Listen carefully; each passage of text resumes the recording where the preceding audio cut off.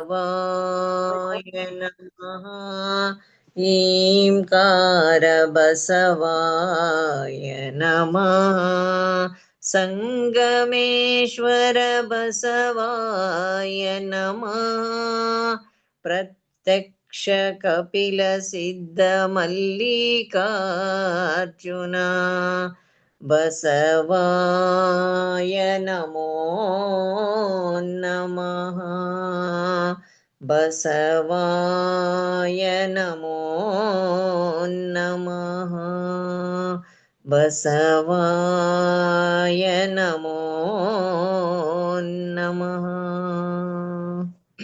ಸರ್ವರಿಗೂ ಶರಣು ಶರಣಾರ್ಥಿಗಳು. ಶಟಸ್ಥಲ ಮರ್ಮ. ನಾವು ಉದಿಸಿ ಬಂದದ್ದು ಹೀಗೆ.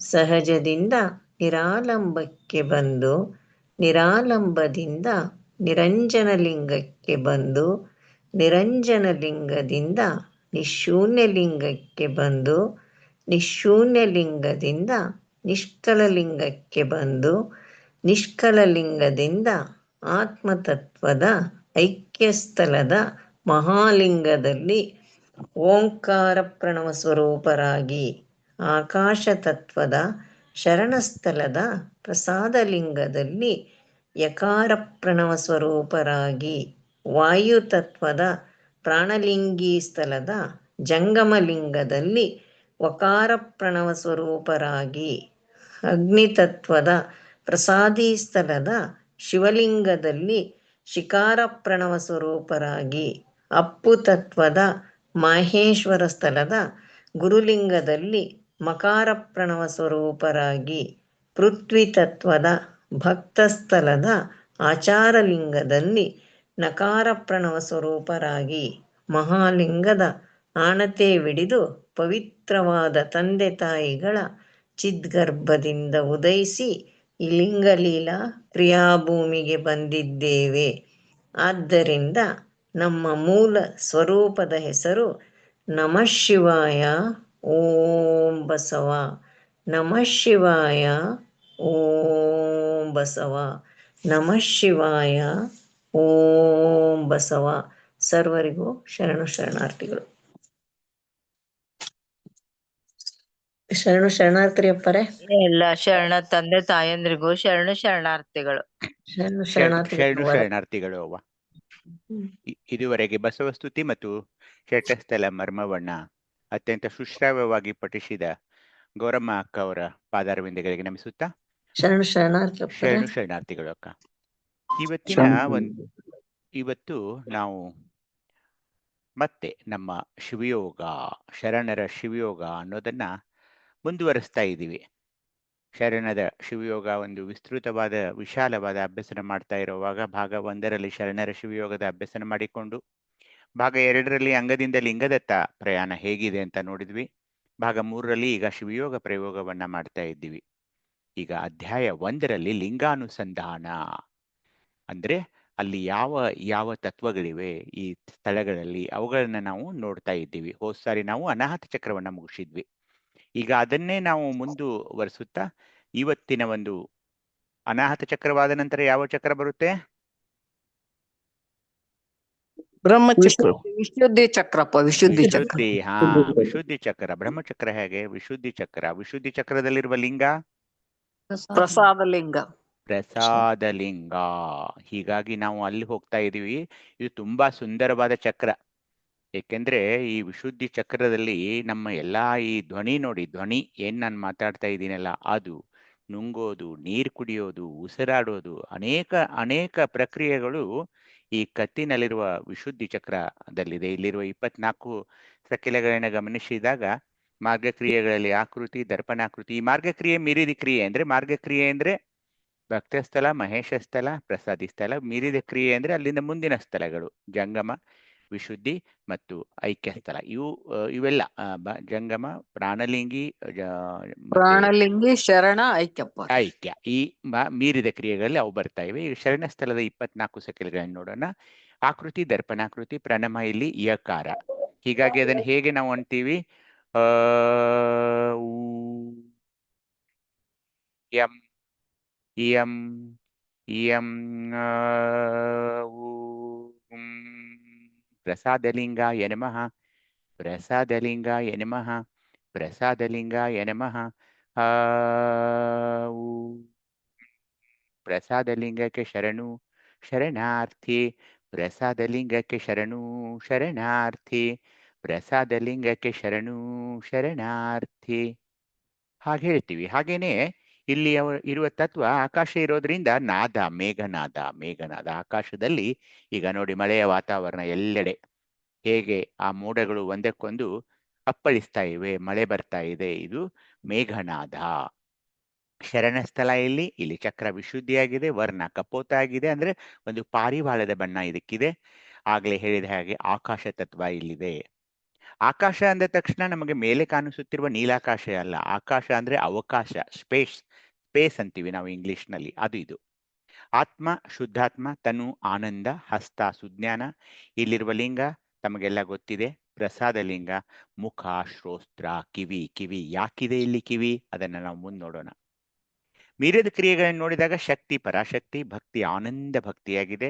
ನಾವು ಸಲ್ಲಿಸೋ ಪದಾರ್ಥ ಶಬ್ದವಾದರೆ ನಮಗೆ ಲಿಂಗ ಏನು ನಮಗೆ ವಾಪಸ್ ಅದನ್ನು ಕೊಡ್ತಾನೆ, ಅದು ಸುಶಬ್ದವಾಗಿದೆ. ಪೂಜಾರಿ ಸದಾಶಿವ, ಅಧಿದೇವತೆ ಸದಾಶಿವ, ಕಲೆ ಶಾಂತ್ಯಾತೀತ, ಸಾದಾಕ್ಯ ಶಿವ.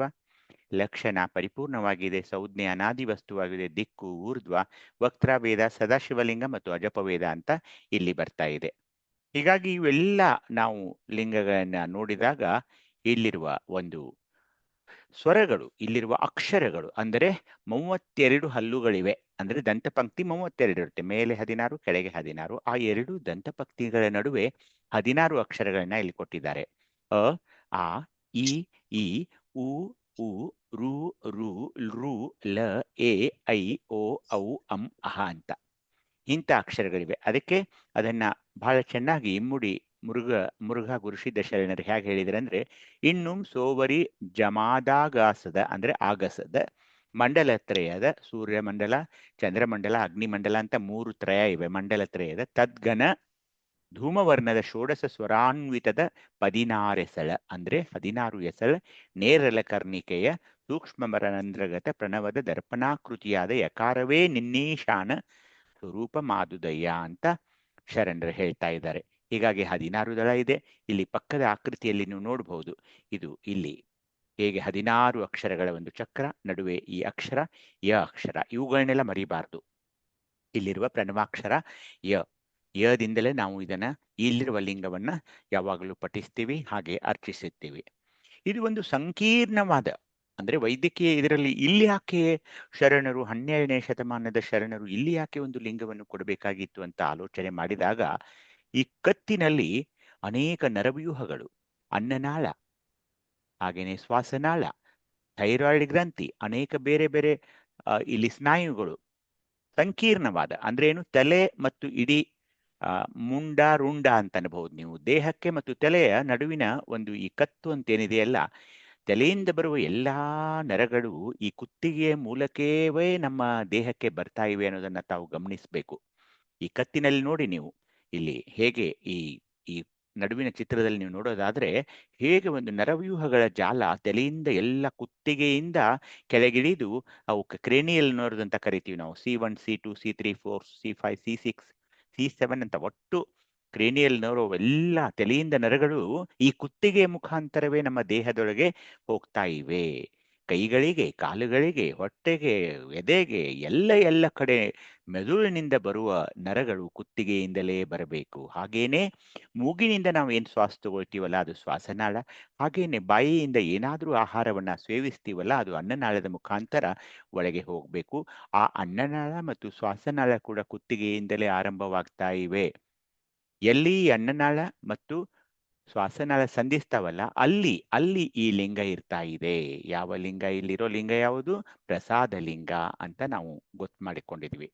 ಹೀಗಾದ್ರೆ ಈ ಕುತ್ತಿಗೆಯ ಒಂದು ನಿಭಾಯಿಸುವಿಕೆ ಅಥವಾ ಕೇರ್ ಆಫ್ ದ ನೆಕ್ ಅಂತ ನಾವು ಅನ್ಬಹುದು. ಕಾಳಜಿ ಮಾಡಬೇಕು. ಹೇಗೆ ಕಾಳಜಿ ಮಾಡಬೇಕು? ನೀವು ಇಷ್ಟಲಿಂಗ ಪೂಜೆಯಲ್ಲಿ ಕಳೆದುಕೊಂಡಾಗ ಹೇಗೆ ಅದನ್ನ ನೋಡ್ತಿರಲ್ಲ, ಕತ್ತನ್ನ ಸ್ವಲ್ಪ ಕೆಳಗೆ ಬಗ್ಗಿಸಿ ನೋಡ್ತಾ ಇದ್ದೀರಿ, ಇಷ್ಟಲಿಂಗವನ್ನ ನಿರೀಕ್ಷಣೆ ಮಾಡ್ತಾ ಇದ್ದೀರಲ್ಲ, ಅವಾಗ ಏನಾಗ್ತಾವೆ, ನೀವು ಅರ್ಧ ಗಂಟೆನೋ 45 ನಿಮಿಷನೋ ಕರಹಸ್ತದಲ್ಲಿ ಇಷ್ಟಲಿಂಗವನ್ನ ಗಮನಿಸುತ್ತಿರುವಾಗ ಆ ಕುತ್ತಿಗೆಯಲ್ಲಿರುವ ನರಗಳು ಹಾಗೇನೆ ಕುತ್ತಿಗೆಯಲ್ಲಿರುವ ಎಲ್ಲಾ ಸ್ನಾಯುಗಳು ಸದೃಢವಾಗ್ತಾ ಇವೆ. ಇದೊಂದು ಆಸನವೇ. ಹೀಗಾಗಿ ಮತ್ತೆ ಪ್ರತ್ಯೇಕವಾಗಿ ನಾವು ಕುತ್ತಿಗೆಗಾಗಿ ಬೇರೆ ಯೋಗಾಸನಗಳನ್ನು ಮಾಡುವ ಅವಶ್ಯಕತೆಯೇ ಇಲ್ಲ. ಏಕೆಂದರೆ 30 ನಿಮಿಷ, 45 ನಿಮಿಷ, 1 ಗಂಟೆಯವರೆಗೆ ಯಾರು ನಿರೀಕ್ಷಣೆ ಮಾಡಿಕೊಳ್ಳುತ್ತಾರೋ ಈ ಲಿಂಗವನ್ನ, ಅದು ಅತ್ಯಂತ ಶಕ್ತಿಯುತವಾಗ್ತಾ ಇವೆ ನಮ್ಮ ಕುತ್ತಿಗೆಯ ಕತ್ತಿನಲ್ಲಿರುವ ಎಲ್ಲಾ ಸ್ನಾಯುಗಳು. ಏಕೆಂದ್ರೆ ನಾವು ನಿಮಗೆ ನೇರವಾಗಿ ನಿಟ್ಟೆಲವ ನೆಟ್ಟಗೆ ಮಾಡಿ ಅಂತ ಏನ್ ಹೇಳಿದ್ವಲ್ಲ, ಇಡೀ ಚಕ್ರಗಳು ಒಂದೇ ರೇಖೆಯಲ್ಲಿ ಬರಬೇಕಂತ ನಿಟ್ಟೆಲವ ಬೆನ್ನೆಲುಬನ್ನ ನೇರವಾಗಿ ಇಟ್ಟುಕೊಳ್ಳಬೇಕು ಇಷ್ಟಲಿಂಗ ಪೂಜೆಯಲ್ಲಿ ಅಂತ ಹೇಳಿದಾಗ ನಾವೇನ್ ಮಾಡ್ತೀವಿ, ಈ ಕುತ್ತಿಗೆಯ ಒಂದು ಸ್ನಾಯುಗಳನ್ನು ಕೂಡ ನಾವು ಹಾಗೇನೆ ನೇರವಾಗಿ ಇಟ್ಟುಕೊಂಡು ಆ ಲಿಂಗವನ್ನ ನೋಡ್ತಾ ಇದ್ದೀವಿ. ಹಾಗೇನೆ ಇಡೀ ಇಷ್ಟಲಿಂಗ ಪೂಜೆಯನ್ನ ಮುಗಿಸಿದ ನಂತರ ನಾವು ಇಡೀ ಕತ್ತನ್ನ ಬಗ್ಗಿಸಿ ಆ ಲಿಂಗಕ್ಕೆ ನಮಿಸ್ತೀವಿ ನೋಡಿ, ಅದು ಜಲಂಧರ ಬಂಧ ಅಥವಾ ಜಾಲಂಧರ ಬಂಧ ಅಂತ ಆಗುತ್ತೆ. 1 ನಿಮಿಷ ಏನ್ ಮಾಡ್ತೀರಿ ನೀವು, ಪೂರ್ತಿ ನಿಮ್ಮ ಕತ್ತನ್ನ ಬಾಗಿಸಿ ಆ ಲಿಂಗದ ಪಾದಗಳಿಗೆ, ಇಷ್ಟಲಿಂಗದ ಪಾದಗಳಿಗೆ ನಮಿಸುತ್ತೀರಲ್ಲ, ಅಲ್ಲೊಂದು ಜಾಲಂಧರ ಬಂಧ, 3 ಬಂಧಗಳಿವೆ. ಒಂದು ಮೂಲಾಧಾರ ಬಂಧ, ಅದು ಮೂಲಾಧಾರ ಚಕ್ರದಲ್ಲಿರುವ ಆಚಾರ ಲಿಂಗವನ್ನ ತಾವು ಅರ್ಚನೆ ಮಾಡುವಾಗ ಆಗುತ್ತೆ. ಶಿವಲಿಂಗಕ್ಕೆ ಬಂದಾಗ ಅದು ಉಡ್ಡಾಯನ ಬಂಧ ಅಂತ ಅನಿಸ್ಕೊಳ್ತಾ ಇದೆ. ಕೊನೆಗೆ ಇಷ್ಟಲಿಂಗ ಪೂಜೆಯನ್ನ ಎಲ್ಲವನ್ನ ಮುಗಿಸಿ, ಸಂಪೂರ್ಣವಾಗಿ ಮುಗಿಸಿ ಅದಕ್ಕೊಂದು ನಮನ ಮಾಡಬೇಕಲ್ಲ. ಯಾವಾಗ ನೀವು ಕತ್ತನ್ನ ಪೂರ್ತಿಯಾಗಿ ಬಗ್ಗಿಸಿ ಆ ಇಷ್ಟಲಿಂಗಕ್ಕೆ ಕರಹಸ್ತವನ್ನ ನಿಮ್ಮ ಮಹಾಲಿಂಗದೆಡೆಗೆ ತೆಗೆದುಕೊಂಡು ಬಂದು ಪೂರ್ತಿಯಾಗಿ ಕತ್ತನ್ನು ಬಗ್ಗಿಸಿ ಅದಕ್ಕೆ ನಮಿಸ್ತೀರಲ್ಲ, ಅದು ಜಾಲಂಧರ ಬಂಧ ಆಗ್ತಾ ಇದೆ. ಅಂದ್ರೆ ಏನು, ಇವೆಲ್ಲವೂ ಕೂಡ ನಮಗೆ ಅರಿವಿಲ್ಲದಂತೆ ಇಷ್ಟಲಿಂಗ ಪೂಜೆಯಲ್ಲಿ ಇವು ನಡೀತಾ ಇವೆ. ಹೀಗಾಗಿ ಇಷ್ಟಲಿಂಗ ಪೂಜೆಯ ಮಹತ್ವವನ್ನ ಎಷ್ಟು ಹೇಳಿದ್ರು ಕಡಿಮೆನೆ. ಹೀಗಾಗಿ ವಿಶುದ್ಧಿ ಚಕ್ರ ಇದು ತುಂಬಾ ತುಂಬಾ ಮಹತ್ವವಾದ ಚಕ್ರ. ಯಾಕೆಂದ್ರೆ ಇಲ್ಲಿ ಮಾತು, ವಾಣಿ, ವಾಕ್ ಅನ್ನೋದು ನೋಡಿ, ಗುದ ಗುಹ್ಯ ಪಾದ ಪಾಣಿ ವಾಕ್ ಅನ್ನೋದು ಇಲ್ಲಿ ಬರ್ತಾ ಇದೆ ಕರ್ಮೇಂದ್ರಿಯಗಳಲ್ಲಿ. ಅದನ್ನ ತಮಗೆ ಗೊತ್ತಿದೆ. ಹೀಗಾಗಿ ನಾವು ಇಲ್ಲಿ ವಿಶುದ್ಧಿ ಅಂದ್ರೆ ಏನು, ವಿ ಅಂದ್ರೆ ಸಂಪೂರ್ಣ, ಶುದ್ಧಿ ಅಂದ್ರೆ ನೈರ್ಮಲ್ಯತೆ. ಸಂಪೂರ್ಣವಾದ ನಿರ್ಮಲವಾದ ಒಂದು ಚಕ್ರ ಇದು ವಿಶುದ್ಧಿ ಚಕ್ರವಾಗಿದೆ. ಇದು ನನ್ನನ್ನು ಸಂಪೂರ್ಣವಾಗಿ ಪರಿಶುದ್ಧತೆಯನ್ನ ನನಗೆ ಕೊಡ್ತಾ ಇದೆ, ನೈರ್ಮಲ್ಯತೆಯನ್ನ ನನಗೆ ಈ ಚಕ್ರ ಕೊಡ್ತಾ ಇದೆ. ಇಲ್ಲಿಯ ಒಂದು ಪ್ರಸಾದ ಲಿಂಗದ ಆರಾಧನೆಯಿಂದ ಅನ್ನೋದನ್ನ ನಾವು ಇಲ್ಲಿ ತಿಳಿದುಕೊಳ್ಬೇಕು. ಇಲ್ಲಿ ಒಂದು ಆಕಾಶ ತತ್ವ ಇದೆ. ಇಲ್ಲಿ ವಾಕ್ ಅನ್ನೋದು ನಾವು ಏನ್ ಮಾತಾಡ್ತೀವಲ್ಲ, ಈಗ ನಾನು ನಿಮ್ ಜೊತೆ ಮಾತಾಡ್ತಾ ಇದ್ದೀನಿ, ಅದೇ ಈ ಪ್ರಸಾದ ಲಿಂಗದಿಂದ ಬರುವ ಒಂದು ತತ್ವ ಅದು. ಹಾಗೇನೆ ಹೇಗೆ ಮಾತನಾಡಬೇಕು, ಹೇಗೆ ಮಾತನಾಡಬಾರದು, ಎಷ್ಟು ಧ್ವನಿಯಲ್ಲಿ ಮಾತಾಡಬೇಕು, ಎಷ್ಟು ಧ್ವನಿಯಲ್ಲಿ ಮಾತಾಡಬಾರದು, ಅದಲ್ಲದೆ ಇಲ್ಲಿ ಕೊಟ್ಟಿರುವ ಜ್ಞಾನೇಂದ್ರಿಯ ಯಾವುದಿಲ್ಲಿ, ಇಲ್ಲಿರುವ ಜ್ಞಾನೇಂದ್ರಿಯ ಯಾವುದು, ಕಿವಿ ಅಪ್ಪರ್ ಕಿವಿ. ಇಲ್ಲಿ ಕಿವಿ, ಶ್ರೋತ್ರ ಯಾಕೆ ಕೊಟ್ಟಿದ್ದಾರೆ ಅಂದ್ರೆ, ಏನಿದರ ಅರ್ಥ ಅಂದ್ರೆ ನೀವು ಹೆಚ್ಚು ಹೆಚ್ಚು ಕೇಳಬೇಕು. ನಾವು ಏನ್ ಮಾಡ್ತೀವಿ, ಕೇಳೋದೇ ಇಲ್ಲ. ನೀವು ಹೆಚ್ಚು ಕೇಳುವವರಾಗಬೇಕು, ಹೇಳುವವರಾಗಬಾರ್ದು, ಕೇಳುವವರಾಗಬೇಕು. ಯಾರಾದ್ರೂ ಈಗ ನಿಮ್ ಜೊತೆ ಮಾತಾಡ್ತಿದ್ರೆ ಅವರ ಮಾತುಗಳನ್ನ ಪೂರ್ತಿಯಾಗಿ ಕೇಳಬೇಕು, ನಡುವೆ ತುಂಡರಿಸಬಾರದು. ನಡುವೆ ತುಂಡರಿಸಿ ಮಾತಾಡೋದು ಒಂದು ಚಟ ಕೇಳ್ಕೋಬಾರ್ದು. ಯಾವಾಗಲೂ ಈ ಒಂದು ಕತ್ತಿನಲ್ಲಿರುವ ಪ್ರಸಾದ ಲಿಂಗದ ಒಂದು ತತ್ವ ಏನಂದ್ರೆ, ಕಿವಿಗಳು ಇಲ್ಲಿರೋದ್ರಿಂದ ಆಲಿಸಬೇಕು, ನೀವು ಒಳ್ಳೆ ಕೇಳುಗರಾಗಬೇಕು. ಇದೇ ಇಲ್ಲಿರುವ ತತ್ವ. ಅಂದ್ರೆ ಏನು, ನೀವು ಮೌನವಾಗಿದ್ದುಕೊಂಡು ಯಾರು ಏನ್ ಹೇಳ್ತಿದಾರಲ್ಲ ಅದನ್ನ ಕೇಳೋದೇ ಇಲ್ಲಿರುವ ತತ್ವ. ಮೌನವನ್ನ ಇದು ಹೇಳ್ತಾ ಇದೆ.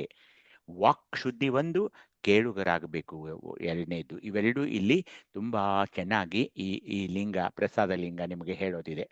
ಆಗ್ಲೇ ಹೇಳಿದ ಹಾಗೆ ಇಲ್ಲಿರುವ ಪ್ರಸಾದ ಲಿಂಗದ ಆರಾಧನೆಯಿಂದ ಕುತ್ತಿಗೆ ಸ್ನಾಯುಗಳ ಬಲವರ್ಧನೆ ಆಗ್ತಾ ಇದೆ, ಥೈರಾಯ್ಡ್ ಗ್ರಂಥಿಯ ನಿಯಂತ್ರಣ ಆಗ್ತಾ ಇದೆ, ಸಮರ್ಪಕ ಉಸಿರಾಟ ಅಂದ್ರೆ ಉಬ್ಬಿಸ್ ಬರೋಲ್ಲ.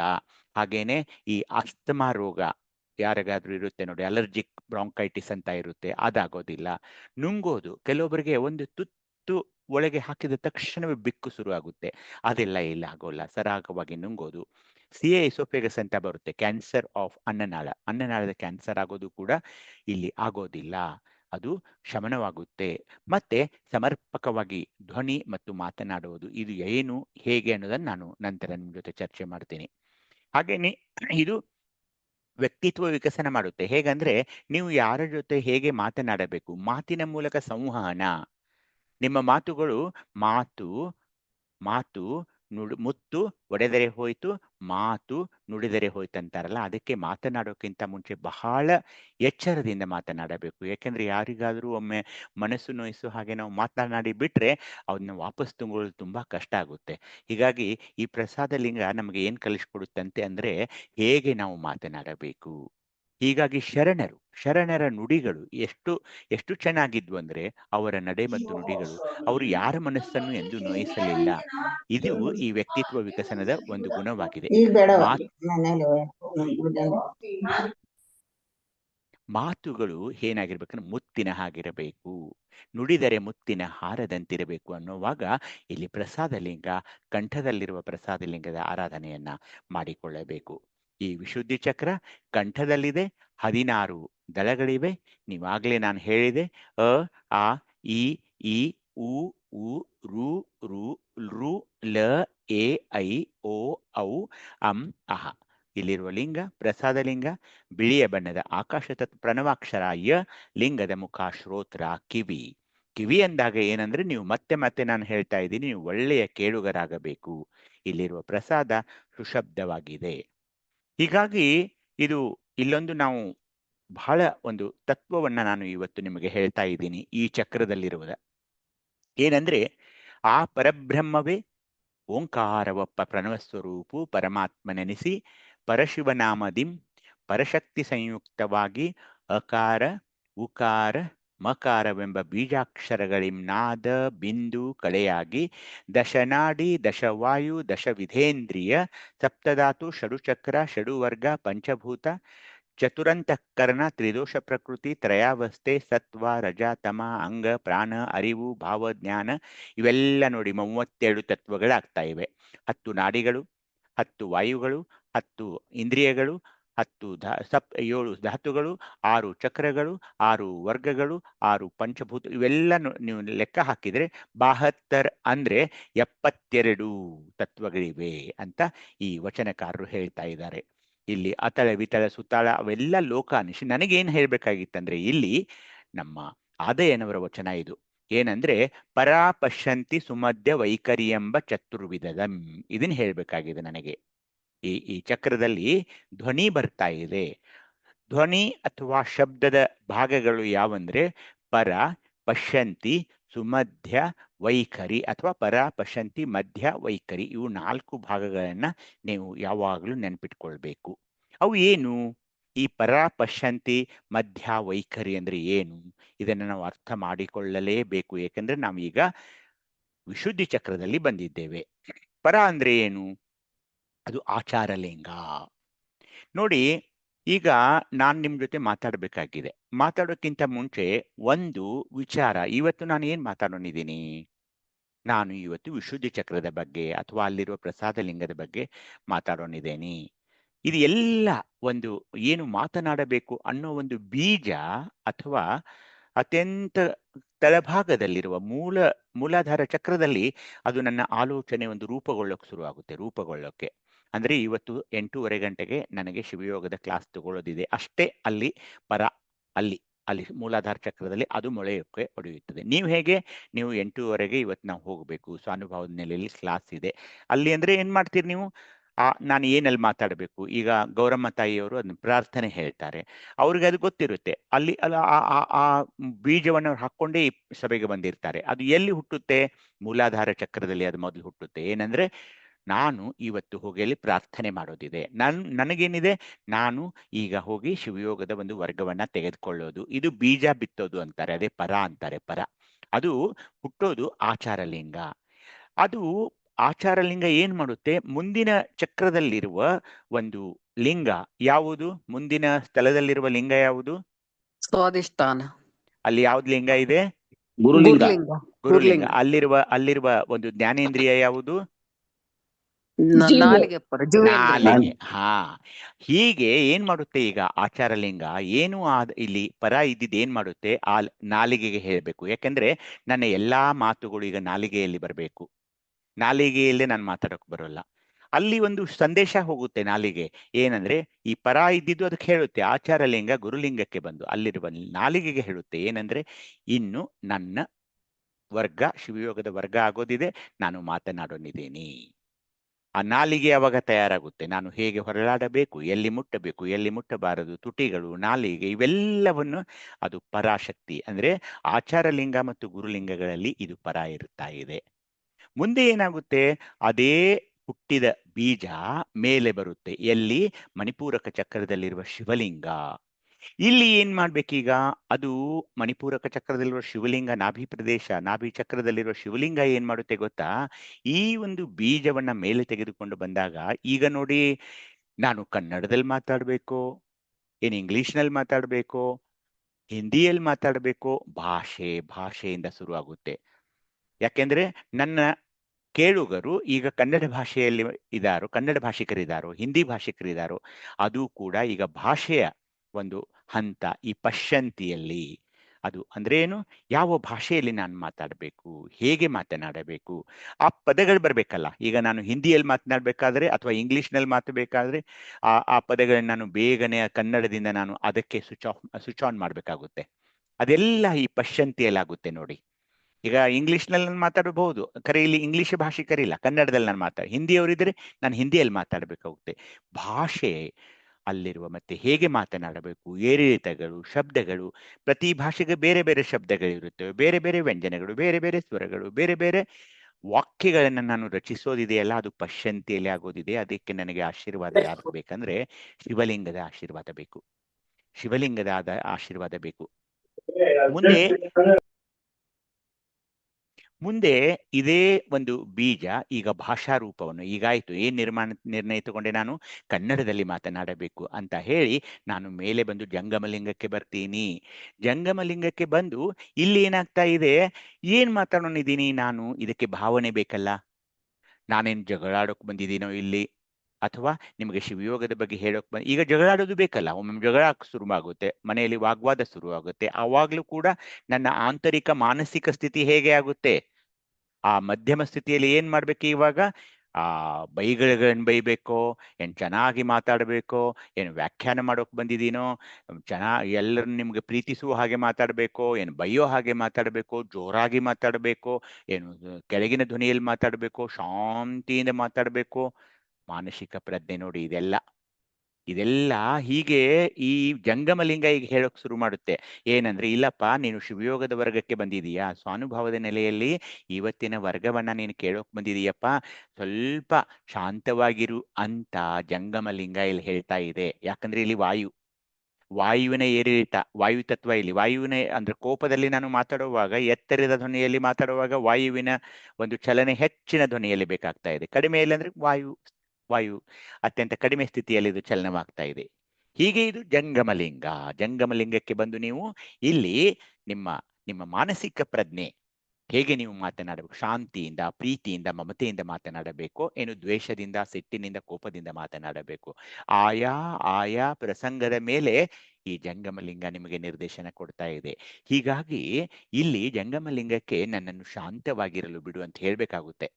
ನಾನು ಮಾತನಾಡುವಾಗ ಸಣ್ಣ ಧ್ವನಿಯಲ್ಲಿ ಮಾತನಾಡ್ತೀನಿ, ಮಮತೆಯಿಂದ ಮಾತಾಡ್ತೀನಿ. ಯಾರೇ ಎಷ್ಟೋ ಕೋಪದಿಂದ ನನಗೆ ಮಾತಾಡಿದ್ರು ಕೂಡ ನಾನು ಮಾತ್ರ ತಾಳ್ಮೆಯಿಂದ ಅವರಿಗೆ ಉತ್ತರ ಕೊಡ್ತೀನಿ. ಸಿಟ್ಟಿಗೆ ಹೇಳೋಲ್ಲ, ವಾದಕ್ಕಿಳಿಯೋಲ್ಲ, ಅವರಿಗೆ ಅತ್ಯಂತ ಏರಿದ ಧ್ವನಿಯಲ್ಲಿ ಮಾತನಾಡೋಲ್ಲ, ಹಾಗೇನೆ ಬೈಗುಳಗಳನ್ನ ನನ್ನ ಭಾಷೆಯಲ್ಲಿ ನಾನು ಬಳಸೋಲ್ಲ. ಇವೆಲ್ಲವನ್ನ ಈ ಮಧ್ಯದ ನಾದ ಜಂಗಮಲಿಂಗದಿಂದ ನಾವು ಕಲಿತ್ಕೊಳ್ಬೇಕಾಗ್ತಾ ಇದೆ. ಕೊನೆಗೆ ಬರೋದೇ ಇವತ್ತಿನ ಪ್ರಸಾದ ಲಿಂಗ. ಈ ಒಂದು ವಿಶುದ್ಧಿ ಚಕ್ರದಲ್ಲಿರುವ ಪ್ರಸಾದ ಲಿಂಗ ಇಡೀ ಧ್ವನಿಯ ಒಂದು ಸಾರ್ಥಕವಾದ, ಅತ್ಯಂತ ಪ್ರಾಮುಖ್ಯವಾದ ತತ್ವ.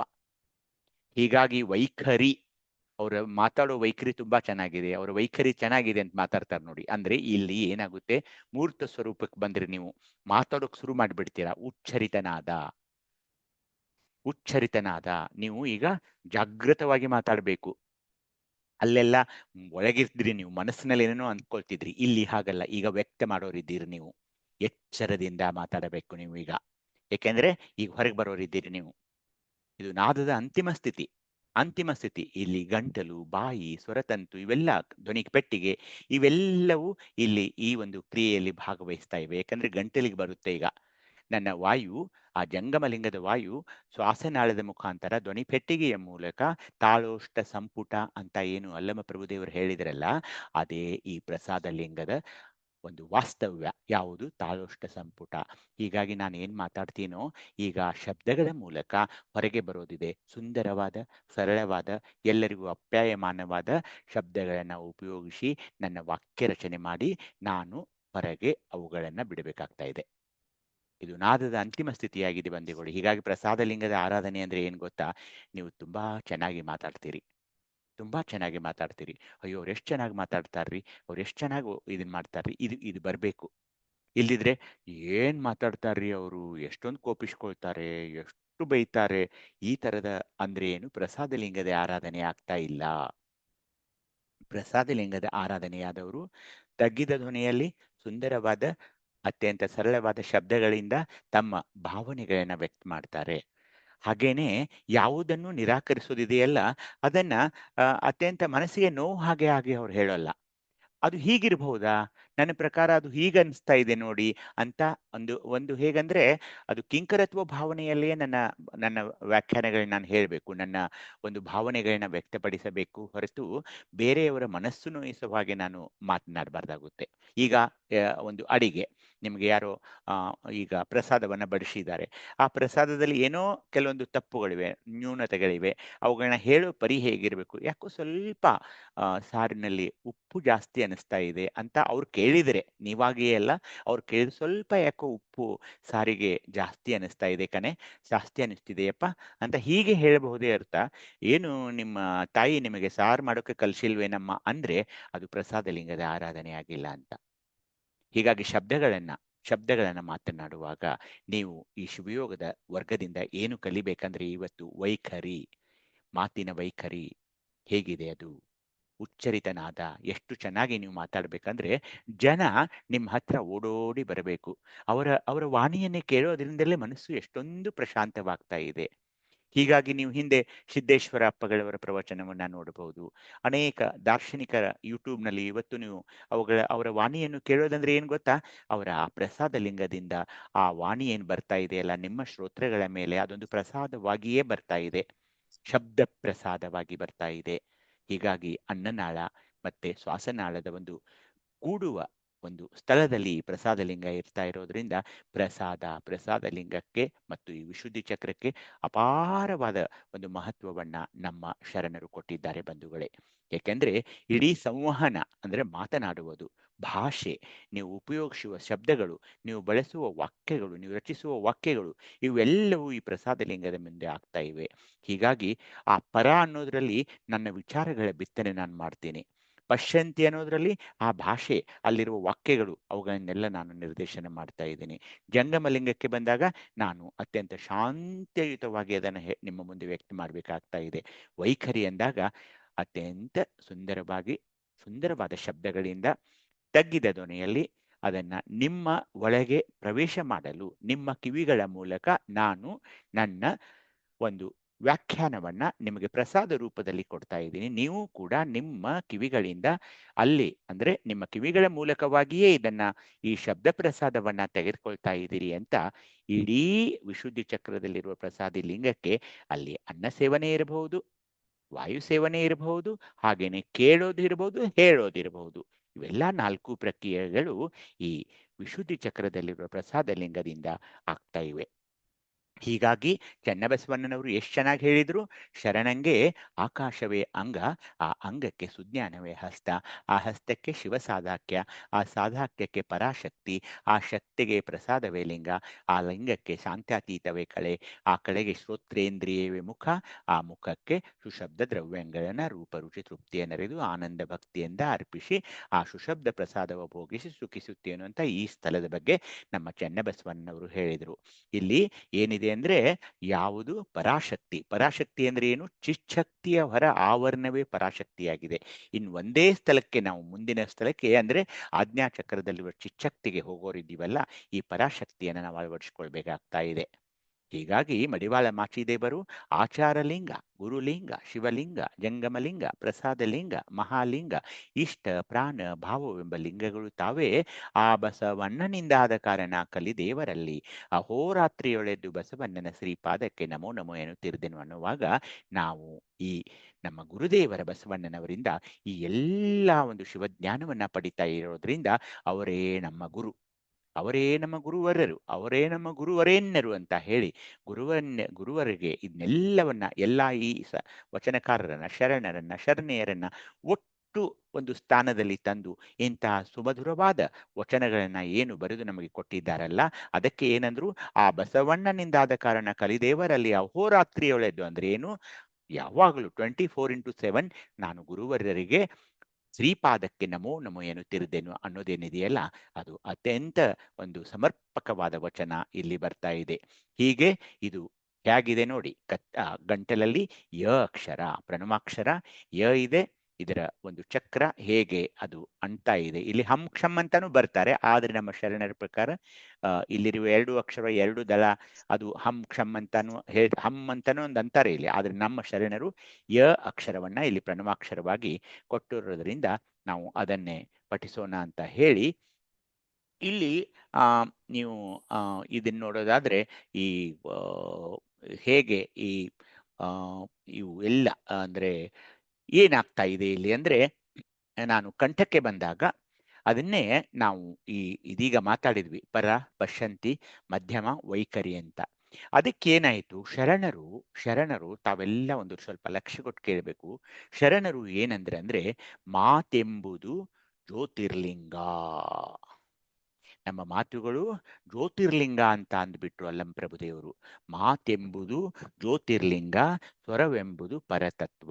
ತಾಳೋಷ್ಟ ಸಂಪುಟ ಅಂದ್ರೆ ಯಾವುದು, ತುಟಿಗಳು, ನಾಲಿಗೆ, ಮೇಲಿರುವ ಅಂಗುಳ, ಗಂಟಲು, ಇವಕ್ಕೆಲ್ಲ ತಾಳೋಷ್ಟ ಸಂಪುಟ ಅಂತಾರೆ.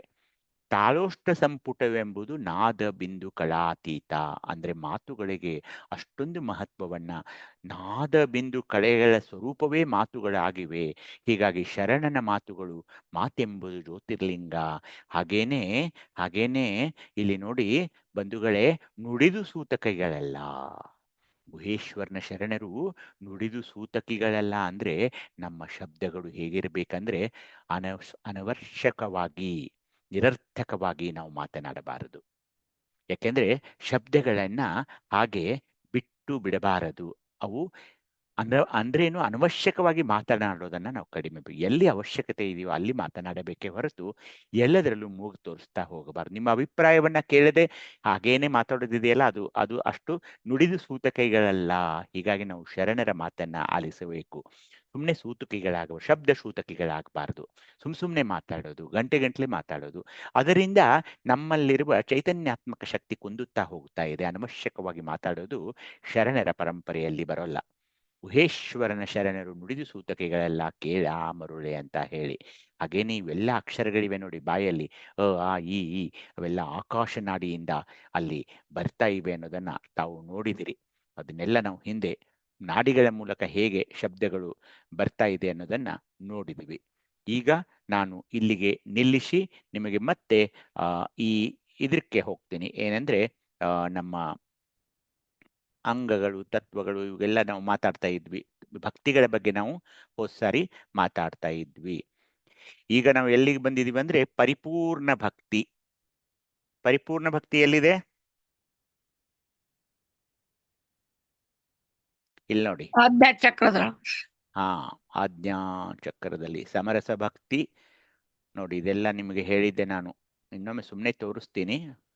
ಏನಂದ್ರೆ ಭಕ್ತಿಗಳು ಶ್ರದ್ಧಾಭಕ್ತಿ, ನಿಷ್ಠಾಭಕ್ತಿ, ಸಾವಧಾನ ಭಕ್ತಿ, ಅನುಭಾವ ಭಕ್ತಿ, ಆನಂದ ಭಕ್ತಿ, ಸಮರಸ ಭಕ್ತಿ, ಪರಿಪೂರ್ಣ ಭಕ್ತಿ, ಅಪ್ರಮಾಣ ಭಕ್ತಿ, ನಿರ್ವಯ ಭಕ್ತಿ. ಶ್ರದ್ಧಾ ಭಕ್ತಿ ಎಲ್ಲಿದೆ? ಭಕ್ತ ಸ್ಥಳದಲ್ಲಿದೆ ಅಪ್ಪ. ನೈಷ್ಠಿಕ ಭಕ್ತಿ ಮಹೇಶ್ವರ ಸ್ಥಳದಲ್ಲಿ. ಸಾವಧಾನ ಪ್ರಸಾದಿ ಸ್ಥಳದಲ್ಲಿ. ಅನುಭಾವ ಭಕ್ತಿ ಪ್ರಾಣಲಿಂಗಿ ಸ್ಥಳದಲ್ಲಿ. ಆನಂದ ಭಕ್ತಿ ಪ್ರಸಾದಿ ಸ್ಥಳದಲ್ಲಿ, ಶರಣ ಸ್ಥಳದಲ್ಲಿ. ಸಮರಸ ಭಕ್ತಿ ಐಕ್ಯ ಸ್ಥಳದಲ್ಲಿ. ಈಗ ನಾವು ಪರಿಪೂರ್ಣ ಭಕ್ತಿ ಅಂದ್ರೆ ಏನು? ಪರಿಪೂರ್ಣ ಭಕ್ತಿ ಎಲ್ಲಿ ಬರುತ್ತೆ ಹೇಳಿ? ಇವಾಗ ಐಕ್ಯ ಸ್ಥಳದಲ್ಲಿ ಬರ್ತದ. ಬ್ರಹ್ಮಚಕ್ರ. ಬ್ರಹ್ಮಚಕ್ರದಲ್ಲಿ ಬರುತ್ತೆ. ಬ್ರಹ್ಮಚಕ್ರ ಪರಿಪೂರ್ಣ ಭಕ್ತಿ.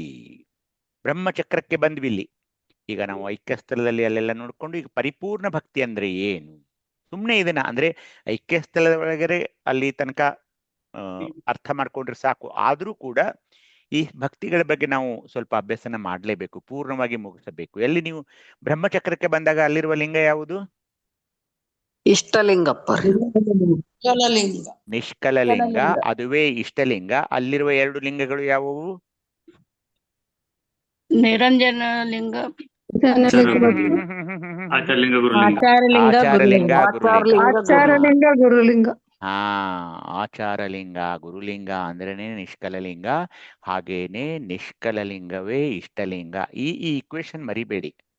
ಇಲ್ಲಿ ನಾನು ನಿಷ್ಕಲಲಿಂಗವನ್ನ ಪರಿಪೂರ್ಣವಾದ ಒಂದು ಭಕ್ತಿಯಿಂದ ಆರಾಧನೆ ಮಾಡಬೇಕು ಅಂದಾಗ ಅಲ್ಲಿ ಏನ್ ಹೇಳಿದ್ದಾರೆ ಅಂದ್ರೆ, ಲಿಂಗ ಸ್ಥಳವನ್ನು ಒಳಕೊಂಡು ಅನಾದಿ ಲಿಂಗ ಜಂಗಮದ ಲಿಂಗ ಸ್ಥಳವನ್ನು ಒಳಕೊಂಡು ಅನಾದಿ ಜಂಗಮ ಲಿಂಗವ ಬಂಗಾರದಲ್ಲಿ ರತ್ನವ ಹುದುಗಿಸಿದಂತೆ ಒಂದರೊಳಗೊಂದು ಹುದುಗಿಸಿ ತಾನೇ ತಾನಾಗಿ ರಂಜಿಸುವಂತಹ ನಿಜ ಮಹಾಘನದ ಲಿಂಗದ ಅರಿವೇ ಪರಿಪೂರ್ಣ ಭಕ್ತಿ ಎಂಬುದಾಗಿದೆ ಅಂದಾಗ ಇಲ್ಲಿ ಏನ್ ಮಾಡ್ಬೇಕಂದ್ರೆ, ನಾವು ನಮ್ಮ ಭಕ್ತಿ ಪರಿಪೂರ್ಣವಾಗಿರಬೇಕು. ಎಲ್ಲಾ ಲಿಂಗ ಸ್ಥಳಗಳನ್ನ ಕೆಳಗಿಂದ ಹಿಡಿದು ಮೇಲಿನ ತನಕ ನಾವು ಎಲ್ಲಾ ಲಿಂಗ ಸ್ಥಳಗಳನ್ನ ಅನಾದಿ ಲಿಂಗ ಜಂಗಮದ ಲಿಂಗ ಸ್ಥಳವನ್ನು ನೋಡಿಕೊಂಡು ಅನಾದಿ ಜಂಗಮ ಲಿಂಗವ ಬಂಗಾರದಲ್ಲಿ ರತ್ನವ ಹುದುಗಿಸಿದಂತೆ ಒಂದರೊಳಗೊಂದು ಹುದುಗಿಸಬೇಕು. ಯಾವ ಯಾವ ಲಿಂಗಗಳನ್ನ? ಆಚಾರ ಲಿಂಗದಿಂದ ಹಿಡಿದು ಆಚಾರಲಿಂಗ, ಗುರುಲಿಂಗ, ಜಂಗಮಲಿಂಗ, ಶಿವಲಿಂಗ, ಜಂಗಮಲಿಂಗ, ಪ್ರಸಾದಲಿಂಗ, ಮಹಾಲಿಂಗವನ್ನ ಒಂದರೊಳಗೊಂದು ಇವನ್ನೆಲ್ಲ ಮಾಡಿ ಅದನ್ನ ನಾನು ಈಗ ನಿಷ್ಕಲಲಿಂಗಕ್ಕೆ ತಂದು, ಇಲ್ಲಿ ನಿಷ್ಕಲಲಿಂಗಕ್ಕೆ ಬಂದಾಗ ಈಗ ನನಗೆ ಏನಾಗಿದೆ, ಎಲ್ಲಾ ಲಿಂಗಗಳ ಒಂದು ದರ್ಶನವಾಗಿದೆ. ನಿಜ ಮಹಾಘನಲಿಂಗದ ಅರಿವೇ ಪರಿಪೂರ್ಣ ಭಕ್ತಿ ಎಂಬುದಾಗಿದೆ. ಅದನ್ನ ಒಂದು ಹೇಗೆ ಹೇಳಿದ್ದಾರೆ ಅಂದ್ರೆ, ಬಂಗಾರದಲ್ಲಿ ರತ್ನವ ಹುದುಗಿಸಿದಂತೆ ಅಂತ ಹೇಳ್ತಾ ಇದ್ದಾರೆ. ಮುಂದೆ ಬರೋದು ನಿಶೂನ್ಯಲಿಂಗ. ನಿಶೂನ್ಯಲಿಂಗ ಅಂದ್ರೆ ಯಾವ ಲಿಂಗ? ಪ್ರಾಣಲಿಂಗಪ್ಪ ರೀ. ಅಲ್ಲಿರುವ 2 ಲಿಂಗ ಯಾವುವು? ಶಿವಲಿಂಗ, ಶಿವಲಿಂಗ, ಜಂಗಮಲಿಂಗ. ಶಿವಲಿಂಗ, ಜಂಗಮಲಿಂಗ. ಹಾಗೇನೆ ಅದು ಯಾವುದು? ಪ್ರಾಣಲಿಂಗ. ಪ್ರಾಣಲಿಂಗ. ಇದ್ ನೆನಪಿಟ್ಟುಕೊಳ್ಬೇಕು. ಇಲ್ಲಿ ಏನ್ ಮಾಡ್ಬೇಕೀಗ? ಅಪ್ರಮಾಣ ಭಕ್ತಿಯನ್ನ ಈ ಲಿಂಗಕ್ಕೆ ನಾವು ಸಲ್ಲಿಸಬೇಕಾಗ್ತಾ ಇದೆ. ಸದಾಚಾರವನ್ನ ಸದ್ಭಕ್ತಿಯ ಸ್ಥಳದಲ್ಲಿ ನಿಲ್ಲಿಸಿ ಗುರುವಿಗೆ ಯೋಗ್ಯವೆಂದೆನಿಸಿತ್ತು. ಮಹೇಶ್ವರ ಸ್ಥಳದಲ್ಲಿ ನಿಲ್ಲಿಸಿ ಲಿಂಗಕ್ಕೆ ಯೋಗ್ಯವೆಂದೆನಿಸಿತ್ತು. ಪ್ರಸಾದಿ ಸ್ಥಳದಲ್ಲಿ ನಿಲ್ಲಿಸಿ ಜಂಗಮಕ್ಕೆ ಯೋಗ್ಯವೆಂದೆನಿಸಿತ್ತು. ಪ್ರಾಣಲಿಂಗಿಯ ಸ್ಥಳದಲ್ಲಿ ನಿಲ್ಲಿಸಿ ಚಿದ್ವಿಭೂತಿ ರುದ್ರಾಕ್ಷಿ ಮಂತ್ರಗಳಿಗೆ ಯೋಗ್ಯವೆಂದೆನಿಸಿತ್ತು. ಶರಣ ಸ್ಥಳದಲ್ಲಿ ನಿಲ್ಲಿಸಿ ಪಾದೋದಕ ಪ್ರಸಾದಕ್ಕೆ ಯೋಗ್ಯವೆಂದೆನಿಸಿತ್ತು. ಐಕ್ಯ ಸ್ಥಳದಲ್ಲಿ ನಿಲ್ಲಿಸಿ ಸರ್ವಾಚಾರ ಸಂಪತ್ತಿಗೆ ಯೋಗ್ಯವೆಂದೆನಿಸಿತ್ತು. ಯಾವುದು? ಸದಾಚಾರ ಅನ್ನೋದು. ನಿಶೂನ್ಯ ಸ್ಥಳದಲ್ಲಿ ನಿಲ್ಲಿಸಿ ಶರಣ ಲಿಂಗ ಜಂಗಮಕ್ಕೆ ಯೋಗ್ಯವೆಂದೆನಿಸಿತ್ತು. ತಾನೆಲ್ಲ ನೋಡಿದಲ್ಲಿ ಕ್ಷೀರದೊಳು ಘೃತವಡಗಿ ಅಂದ್ರೆ ಹಾಲಿನಲ್ಲಿ ತುಪ್ಪ ಅಡಗಿ, ನೀರು ಮುತ್ತಿನೊಳಗಡಗಿ, ಬೀಜದೊಳು ವೃಕ್ಷ ಒಡಗಿ, ವೃಕ್ಷದೊಳು ಬೀಜ ಒಡಗಿದಂತೆ ತಾನೇ ತಾನಾಗಿ ಬೆಳಗುತ್ತಿರುವ ಮಹಾಚಿದ್ಘನದ ಅರಿವು ಎಂಬುದೀಗ ಅಪ್ರಮಾಣ ಭಕ್ತಿಯಾಗಿದೆ ಅನ್ನೋದನ್ನ ನಾವು ಈ ಚಿತ್ರದ ಮೂಲಕ ತಿಳ್ಕೊಳ್ಳೋಣ. ಸದಾಚಾರ ಅಂತ ಇದೆ. ಪಂಚಾಚಾರಗಳಲ್ಲಿ ಒಂದು ಸದಾಚಾರ. ಸದಾಚಾರದಲ್ಲಿ ನೋಡಿ, ಅದು ಭಕ್ತ ಸ್ಥಳದಲ್ಲಿ ಗುರು, ಮಹೇಶ ಸ್ಥಳದಲ್ಲಿ ಅದೇ ಸದಾಚಾರ ಲಿಂಗ, ಅದೇ ಸದಾಚಾರ ಪ್ರಸಾದಿ ಸ್ಥಳದಲ್ಲಿ ಜಂಗಮ. ಸದಾಚಾರವನ್ನ ಪ್ರಾಣಲಿಂಗಿ ಸ್ಥಳದಲ್ಲಿ ಚಿದ್ವಿಭೂತಿ ರುದ್ರಾಕ್ಷಿ ಮಂತ್ರಗಳಿಗೆ ಅರ್ಪಿಸಿ, ಶರಣ ಸ್ಥಳದಲ್ಲಿ ಪಾದೋದಕ ಪ್ರಸಾದ, ಐಕ್ಯ ಸ್ಥಳದಲ್ಲಿ ಸರ್ವಾಚಾರ ಸಂಪತ್ತು, ನಿಶೂನ್ಯದಲ್ಲಿ ಶರಣ ಲಿಂಗ ಜಂಗಮ ಅಂತ ನಾವು ಹೀಗೆ ಅದನ್ನು ಭಾವಿಸಿಕೊಂಡು, ಸದ್ಭಕ್ತಿಯ ಸ್ಥಳದಲ್ಲಿ ಗುರುವಿಗೆ ಯೋಗ್ಯವೆನಿಸಿತ್ತು, ಮಹೇಶ್ವರ ಸ್ಥಳದಲ್ಲಿ ಲಿಂಗಕ್ಕೆ ಯಾವುದು? ನನ್ನ ಸದಾಚಾರ. ಪ್ರಸಾದಿ ಸ್ಥಳದಲ್ಲಿ ನಿಲ್ಲಿಸಿ ಜಂಗಮಕ್ಕೆ ಯೋಗ್ಯವೆನಿಸಬೇಕು. ಪ್ರಾಣಲಿಂಗಿಯ ಸ್ಥಳದಲ್ಲಿ ನಿಲ್ಲಿಸಿ ವಿಭೂತಿ ರುದ್ರಾಕ್ಷಿ ಮಂತ್ರಗಳಿಗೆ ಯೋಗ್ಯವೆನಿಸಿತ್ತು. ಶರಣ ಸ್ಥಳದಲ್ಲಿ ನಿಲ್ಲಿಸಿ ಪಾದೋದಕ ಪ್ರಸಾದಕ್ಕೆ ಯೋಗ್ಯವೆನಿಸಿತ್ತು. ಐಕ್ಯ ಸ್ಥಳದಲ್ಲಿ ನಿಲ್ಲಿಸಿ ಸರ್ವಾಚಾರ ಸಂಪತ್ತಿಗೆ ಯೋಗ್ಯವೆನಿಸಿತ್ತು. ನಿಶೂನ್ಯ ಸ್ಥಳದಲ್ಲಿ ನಿಲ್ಲಿಸಿ ಶರಣಲಿಂಗ ಜಂಗಮಕ್ಕೆ ಯೋಗ್ಯವೆನಿಸಿತ್ತು. ತಾನೆಲ್ಲ ನೋಡಿದಲ್ಲಿ ಕ್ಷೀರದೊಳಗೆ ಘೃತವಡಗಿ, ನೀರು ಮುತ್ತಿನೊಳಗಡೆಗೆ, ಬೀಜದಳು ವೃಕ್ಷ ಒಡಗಿ, ವೃಕ್ಷದಳು ಬೀಜ ಒಡಗಿದಂತೆ ತಾನೇ ತಾನಾಗಿ ಬೆಳಗುತ್ತಿರುವ ಮಹಾ ಚಿದ್ಗನದರಿವು ಅಂದ್ರೆ ಏನು? ನಾನು ಹಾಗೆ ಬೆರಿಬೇಕು ನೋಡಿ. ಎಲ್ಲಿ? ಅಂಗ ಲಿಂಗದಲ್ಲಿ. ಹಾಲಿನಲ್ಲಿ ತುಪ್ಪ ಬೆರೆತಂತೆ, ನೀರು ಮುತ್ತಿನ ಅಡಗಿದಂತೆ, ಬೀಜ ವೃಕ್ಷದಲ್ಲಿ ಹೋದಂತೆ ಅಂದ್ರೆ ಇಲ್ಲಿ ವಾಪಸ್ ಹೋಗೋದು, ವೃಕ್ಷದಳು ಬೀಜ ಒಡಗಿದಂತೆ. ಹೀಗೆ ಈ ಒಂದು ಲಿಂಗಾಂಗ ಸಾಮರಸ್ಯದ ಸ್ಥಿತಿಗೆ ಹೋಗೋದಿದೆಯಲ್ಲ, ಅದು ಅಪ್ರಮಾಣ ಭಕ್ತಿ ಅಂತ ಅನಿಸ್ತಾ ಇದೆ.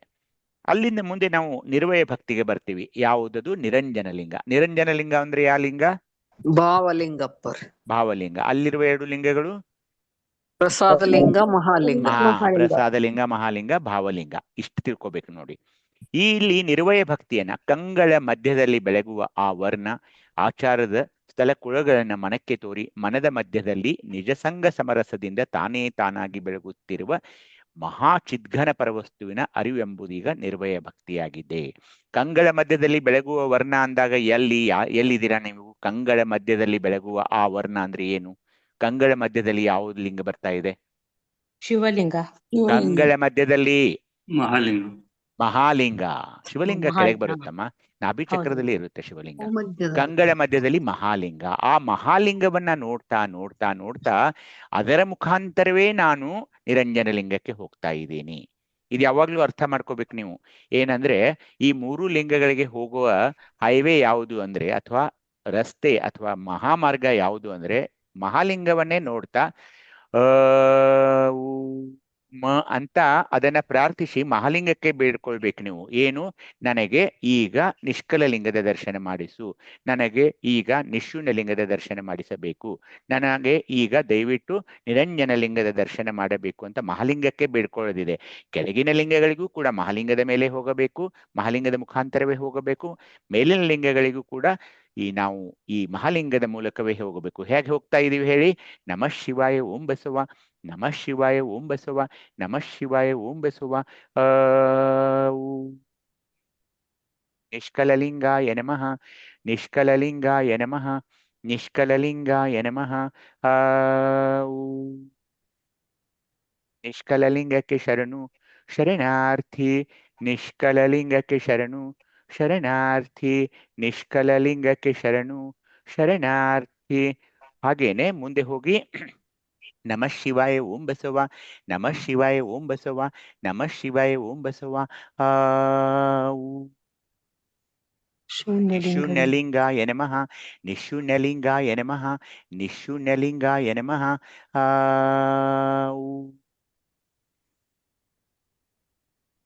ನಿಶೂನ್ಯಲಿಂಗಕ್ಕೆ ಶರಣು ಶರಣಾರ್ಥಿ, ನಿಶೂನ್ಯಲಿಂಗಕ್ಕೆ ಶರಣು ಶರಣಾರ್ಥಿ, ನಿಶೂನ್ಯಲಿಂಗಕ್ಕೆ ಶರಣು ಶರಣಾರ್ಥಿ.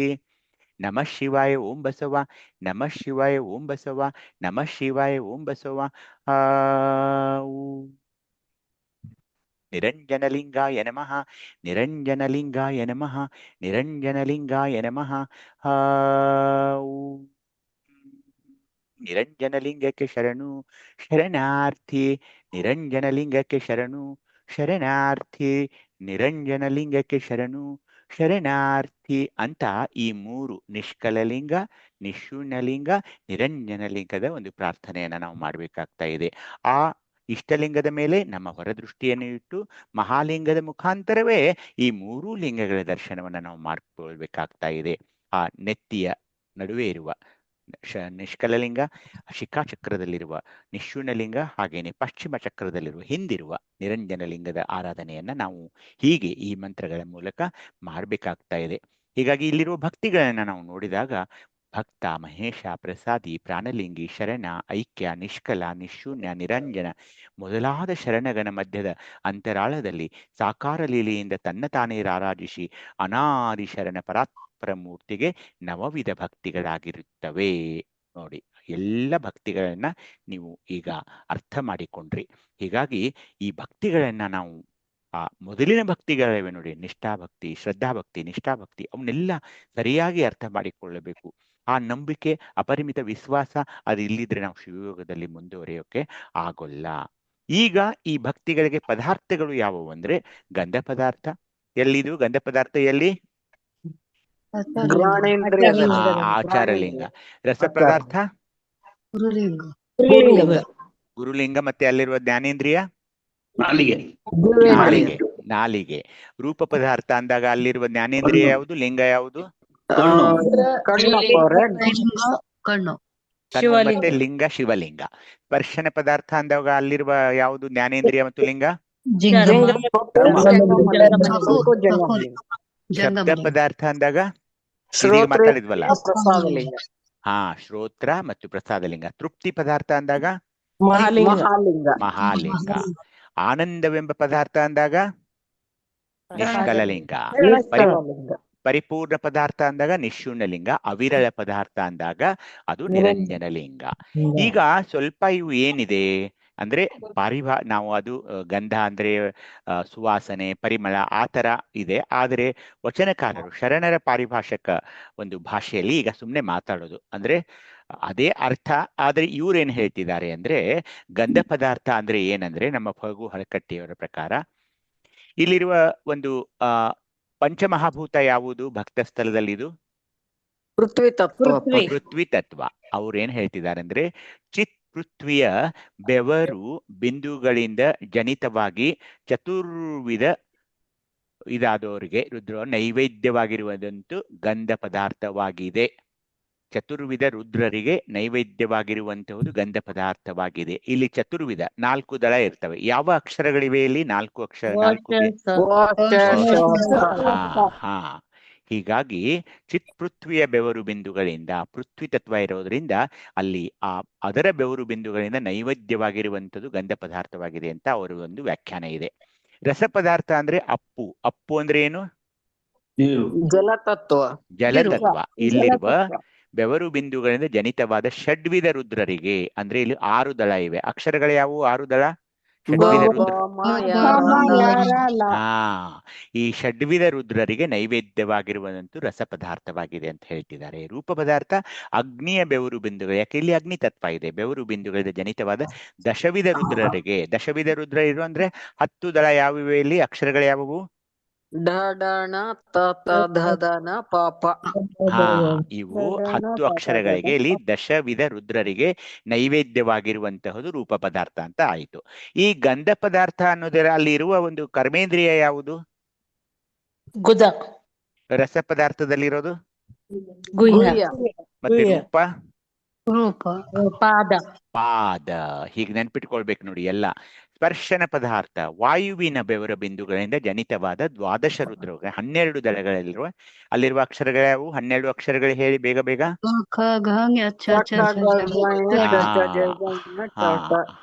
ಆಯ್ತು. ಇಲ್ಲಿ ಆ 12 ದಳಗಳಿಗೆ 12 ರುದ್ರರು ಅಂತ ಹೇಳ್ತಾ ಇದ್ದಾರೆ. ಎಲ್ಲಿಂದ ಬರ್ತಿದ್ದು? ವಾಯುವಿನ ಬೆವರು ಬಿಂದುಗಳಿಂದ ನೈವೇದ್ಯ ಅದು ಆಗ್ತಾ ಇದೆ ಅಂತ. ಯಾರಿಗೆ? 12 ರುದ್ರರಿಗೆ. ಹಾಗೇನೆ ಶಬ್ದ ಪದಾರ್ಥ ಆಕಾಶ ತತ್ವ ಇಲ್ಲಿ ಬಂತು.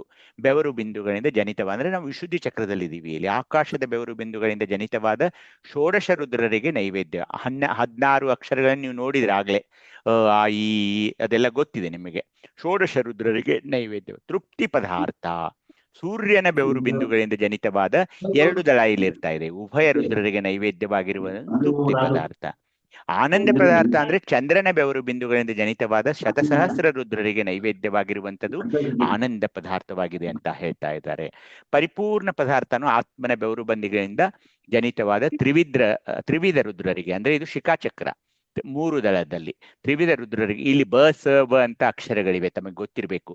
ನೈವೇದ್ಯವಾಗಿರುವಂಥದ ಪರಿಪೂರ್ಣ ಪದಾರ್ಥವಾಗಿದೆ. ಅವಿರಳ ಪದಾರ್ಥ ಅಂದ್ರೆ ಕಾಳರಾತ್ರಿ ಎಂಬ ಪರಮೇಶ್ವರನಿಗೆ ಪ್ರಭುವಾದ ಜಗದೀಶ್ವರನ ಬೆವರು ಬಿಂದುಗಳಿಂದ ಜನಿತವಾಗಿ ಅನಂತ ರುದ್ರ ಶಕ್ತಿಯರಿಗೆ ಜನಕನಾದ ಏಕಮಹಾರುದ್ರನಿಗೆ ನೈವೇದ್ಯನಾಗಿರುವಂಥದ್ದು ಅವಿರಳ ಪದಾರ್ಥವಾಗಿದೆ. ಅಂದ್ರೆ ಏನು? ಇಲ್ಲಿ 1 ದಳ ಇರ್ತಾ ಇದೆ. ಪಶ್ಚಿಮ ಚಕ್ರದಲ್ಲಿರುವ ಇಲ್ಲಿರುವ ಪುಷ್ಪ, ಅದಕ್ಕೆ ಒಂದೇ 1 ದಳ ಏಕದಳ ಇರ್ತಾ ಇದೆ. ಅದಕ್ಕೆ ಏನಂದ್ರೆ ಅವರು ಎಲ್ಲ ಅನೇಕ ಇವನ್ನ ನಾವು ನೋಡಿದ್ವಿ, ಅನೇಕ ಅಲ್ಲಿರುವ ಅಧಿದೇವತೆಗಳನ್ನ ಎಲ್ಲ ನೋಡಿದ್ವಿ. ಆದ್ರೆ ಇಲ್ಲಿ ಏಕ ಮಹಾರುದ್ರ ಒಂದೇ 1 ದಳಕ್ಕೆ ಕಾಳರಾತ್ರಿ ಎಂಬ ಪರಮೇಶ್ವರನಿಗೆ ಜಗದೀಶ್ವರನ ಬೆವರು ಬಿಂದುಗಳಿಂದ ಅಂದ್ರೆ ಏನು? ಅಲ್ಟಿಮೇಟ್ಲಿ ಕೊನೆಗೆ ಸ್ಥಳಕ್ಕೆ ಬಂದ್ಬಿಟ್ವಿ ನಾವು. ಇಲ್ಲಿ ಏಕ ಮಹಾರುದ್ರ ಅನ್ನೋದು. ಎಷ್ಟೆಷ್ಟು ದಳ ಇವೆ ಅಲ್ಲ ಅಷ್ಟೆಷ್ಟು ರುದ್ರ ಅಂತ ಅವ್ರು ಹೇಳ್ತಿದ್ದಾರೆ ಅಷ್ಟೇ, ಹೆಚ್ಚೇನು ಇಲ್ಲಿ ವಿವರಣೆ ಇಲ್ಲ. ಹೀಗೆ 9 ಪ್ರಕಾರದಿಂದ ಪರಶಿವನ ಅಪ್ಪನೆ ಹಿಡಿದು ವಿನೋದಾರ್ಥವಾಗಿ ಸಾಕಾರ ಲೀಲೆಯ ಧರಿಸಿ ನವವಿಧ ಪದಾರ್ಥಗಳಿಂದ ಪ್ರವೃತ್ತಿ ಶೈವ ಮಾರ್ಗದಲ್ಲಿ ಚರಿಸುವಂತಹ ವೇದಾಂತಿ, ಸಿದ್ಧಾಂತಿ, ಭಿನ್ನಯೋಗಿ ಮೊದಲಾದ ಸಮಸ್ತ ಮುನಿಜನಕ್ಕೆಲ್ಲ ಗುರುಗಳಾದ ರುದ್ರರಿಗೆ ಅಂದ್ರೆ ಚಕ್ರದಲ್ಲಿಯ ದಳಗಳು ನೈವೇದ್ಯವಾಚರಿಸಿ ಅನಾದಿಶರಣ ಪರಾತ್ಪರ ಮೂರ್ತಿಗೆ ನವವಿಧ ಪದಾರ್ಥಗಳಾಗಿ ಸಂಬಂಧವಾಗಿರುತ್ತವೆ ಅಂದಾಗ ನೀವು ಈ ಪದಾರ್ಥಗಳನ್ನ ನೋಡಿಕೊಂಡಾಗ ಅವನ್ನ ನೀವು ಅರ್ಪಣೆ ಮಾಡಿದ ನಂತರ ನಿಮಗೇನು ವಾಪಸ್ ಸಿಗ್ತಾ ಇದೆ? ಲಿಂಗಯ್ಯನಿಂದ. ಲಿಂಗಯ್ಯ ನಿಮ್ಗೆ ಏನ್ ಕೊಡ್ತಾನಂದ್ರೆ ಸುಗಂಧ ಪ್ರಸಾದ, ಸುರಸ ಪ್ರಸಾದ, ಸುರೂಪ ಪ್ರಸಾದ, ಸುಸ್ಪರ್ಶನ ಪ್ರಸಾದ, ಸುಶಬ್ದ ಪ್ರಸಾದ, ಸುತೃಪ್ತಿ ಪ್ರಸಾದ, ನಿಖಲ ಪರಾನಂದ ಪ್ರಸಾದ, ನಿಜಾನಂದ ಪರಿಪೂರ್ಣ ಪ್ರಸಾದ, ಮಹಾ ಅವಿರಲಾನಂದ ಪ್ರಸಾದ ಅನ್ನೋದು ನಿಮಗೆ ಲಿಂಗಯ್ಯನ ಮುಖಾಂತರ ನಮಗೆ ಇಷ್ಟಲಿಂಗ ಪೂಜೆಯಲ್ಲಿ ಸಿಗ್ತಾ ಇದೆ. ಹಂಗಂದ್ರೆ ಏನು? ಸುಗಂಧ ಪ್ರಸಾದ ಅಂದ್ರೆ ಅದನ್ನೇ ಮುಂದುವರಿಸಿ ಚಿತ್ ಪೃಥ್ವಿಯ ಸುಚಿತ್ತ ಬೆವರು ಬಿಂದುಗಳಿಂದ ಜನಿತವಾಗಿ ಆಚಾರಲಿಂಗ ಮಂತ್ರದಿಂದ ಪಾವನವೆನಿಸಿ ಭಕ್ತನ ಆಧಾರ ಚಕ್ರದಲ್ಲಿ ನೆಲೆಸಿರುವ ಚತುರ್ವಿಧ ಬಿಂದು ಲಿಂಗುಗಳಿಗೆ ಅರ್ಪಿತವಾಗಿರುವುದಂತದೇ ಸುಗಂಧ ಪ್ರಸಾದವಾಗಿದೆ.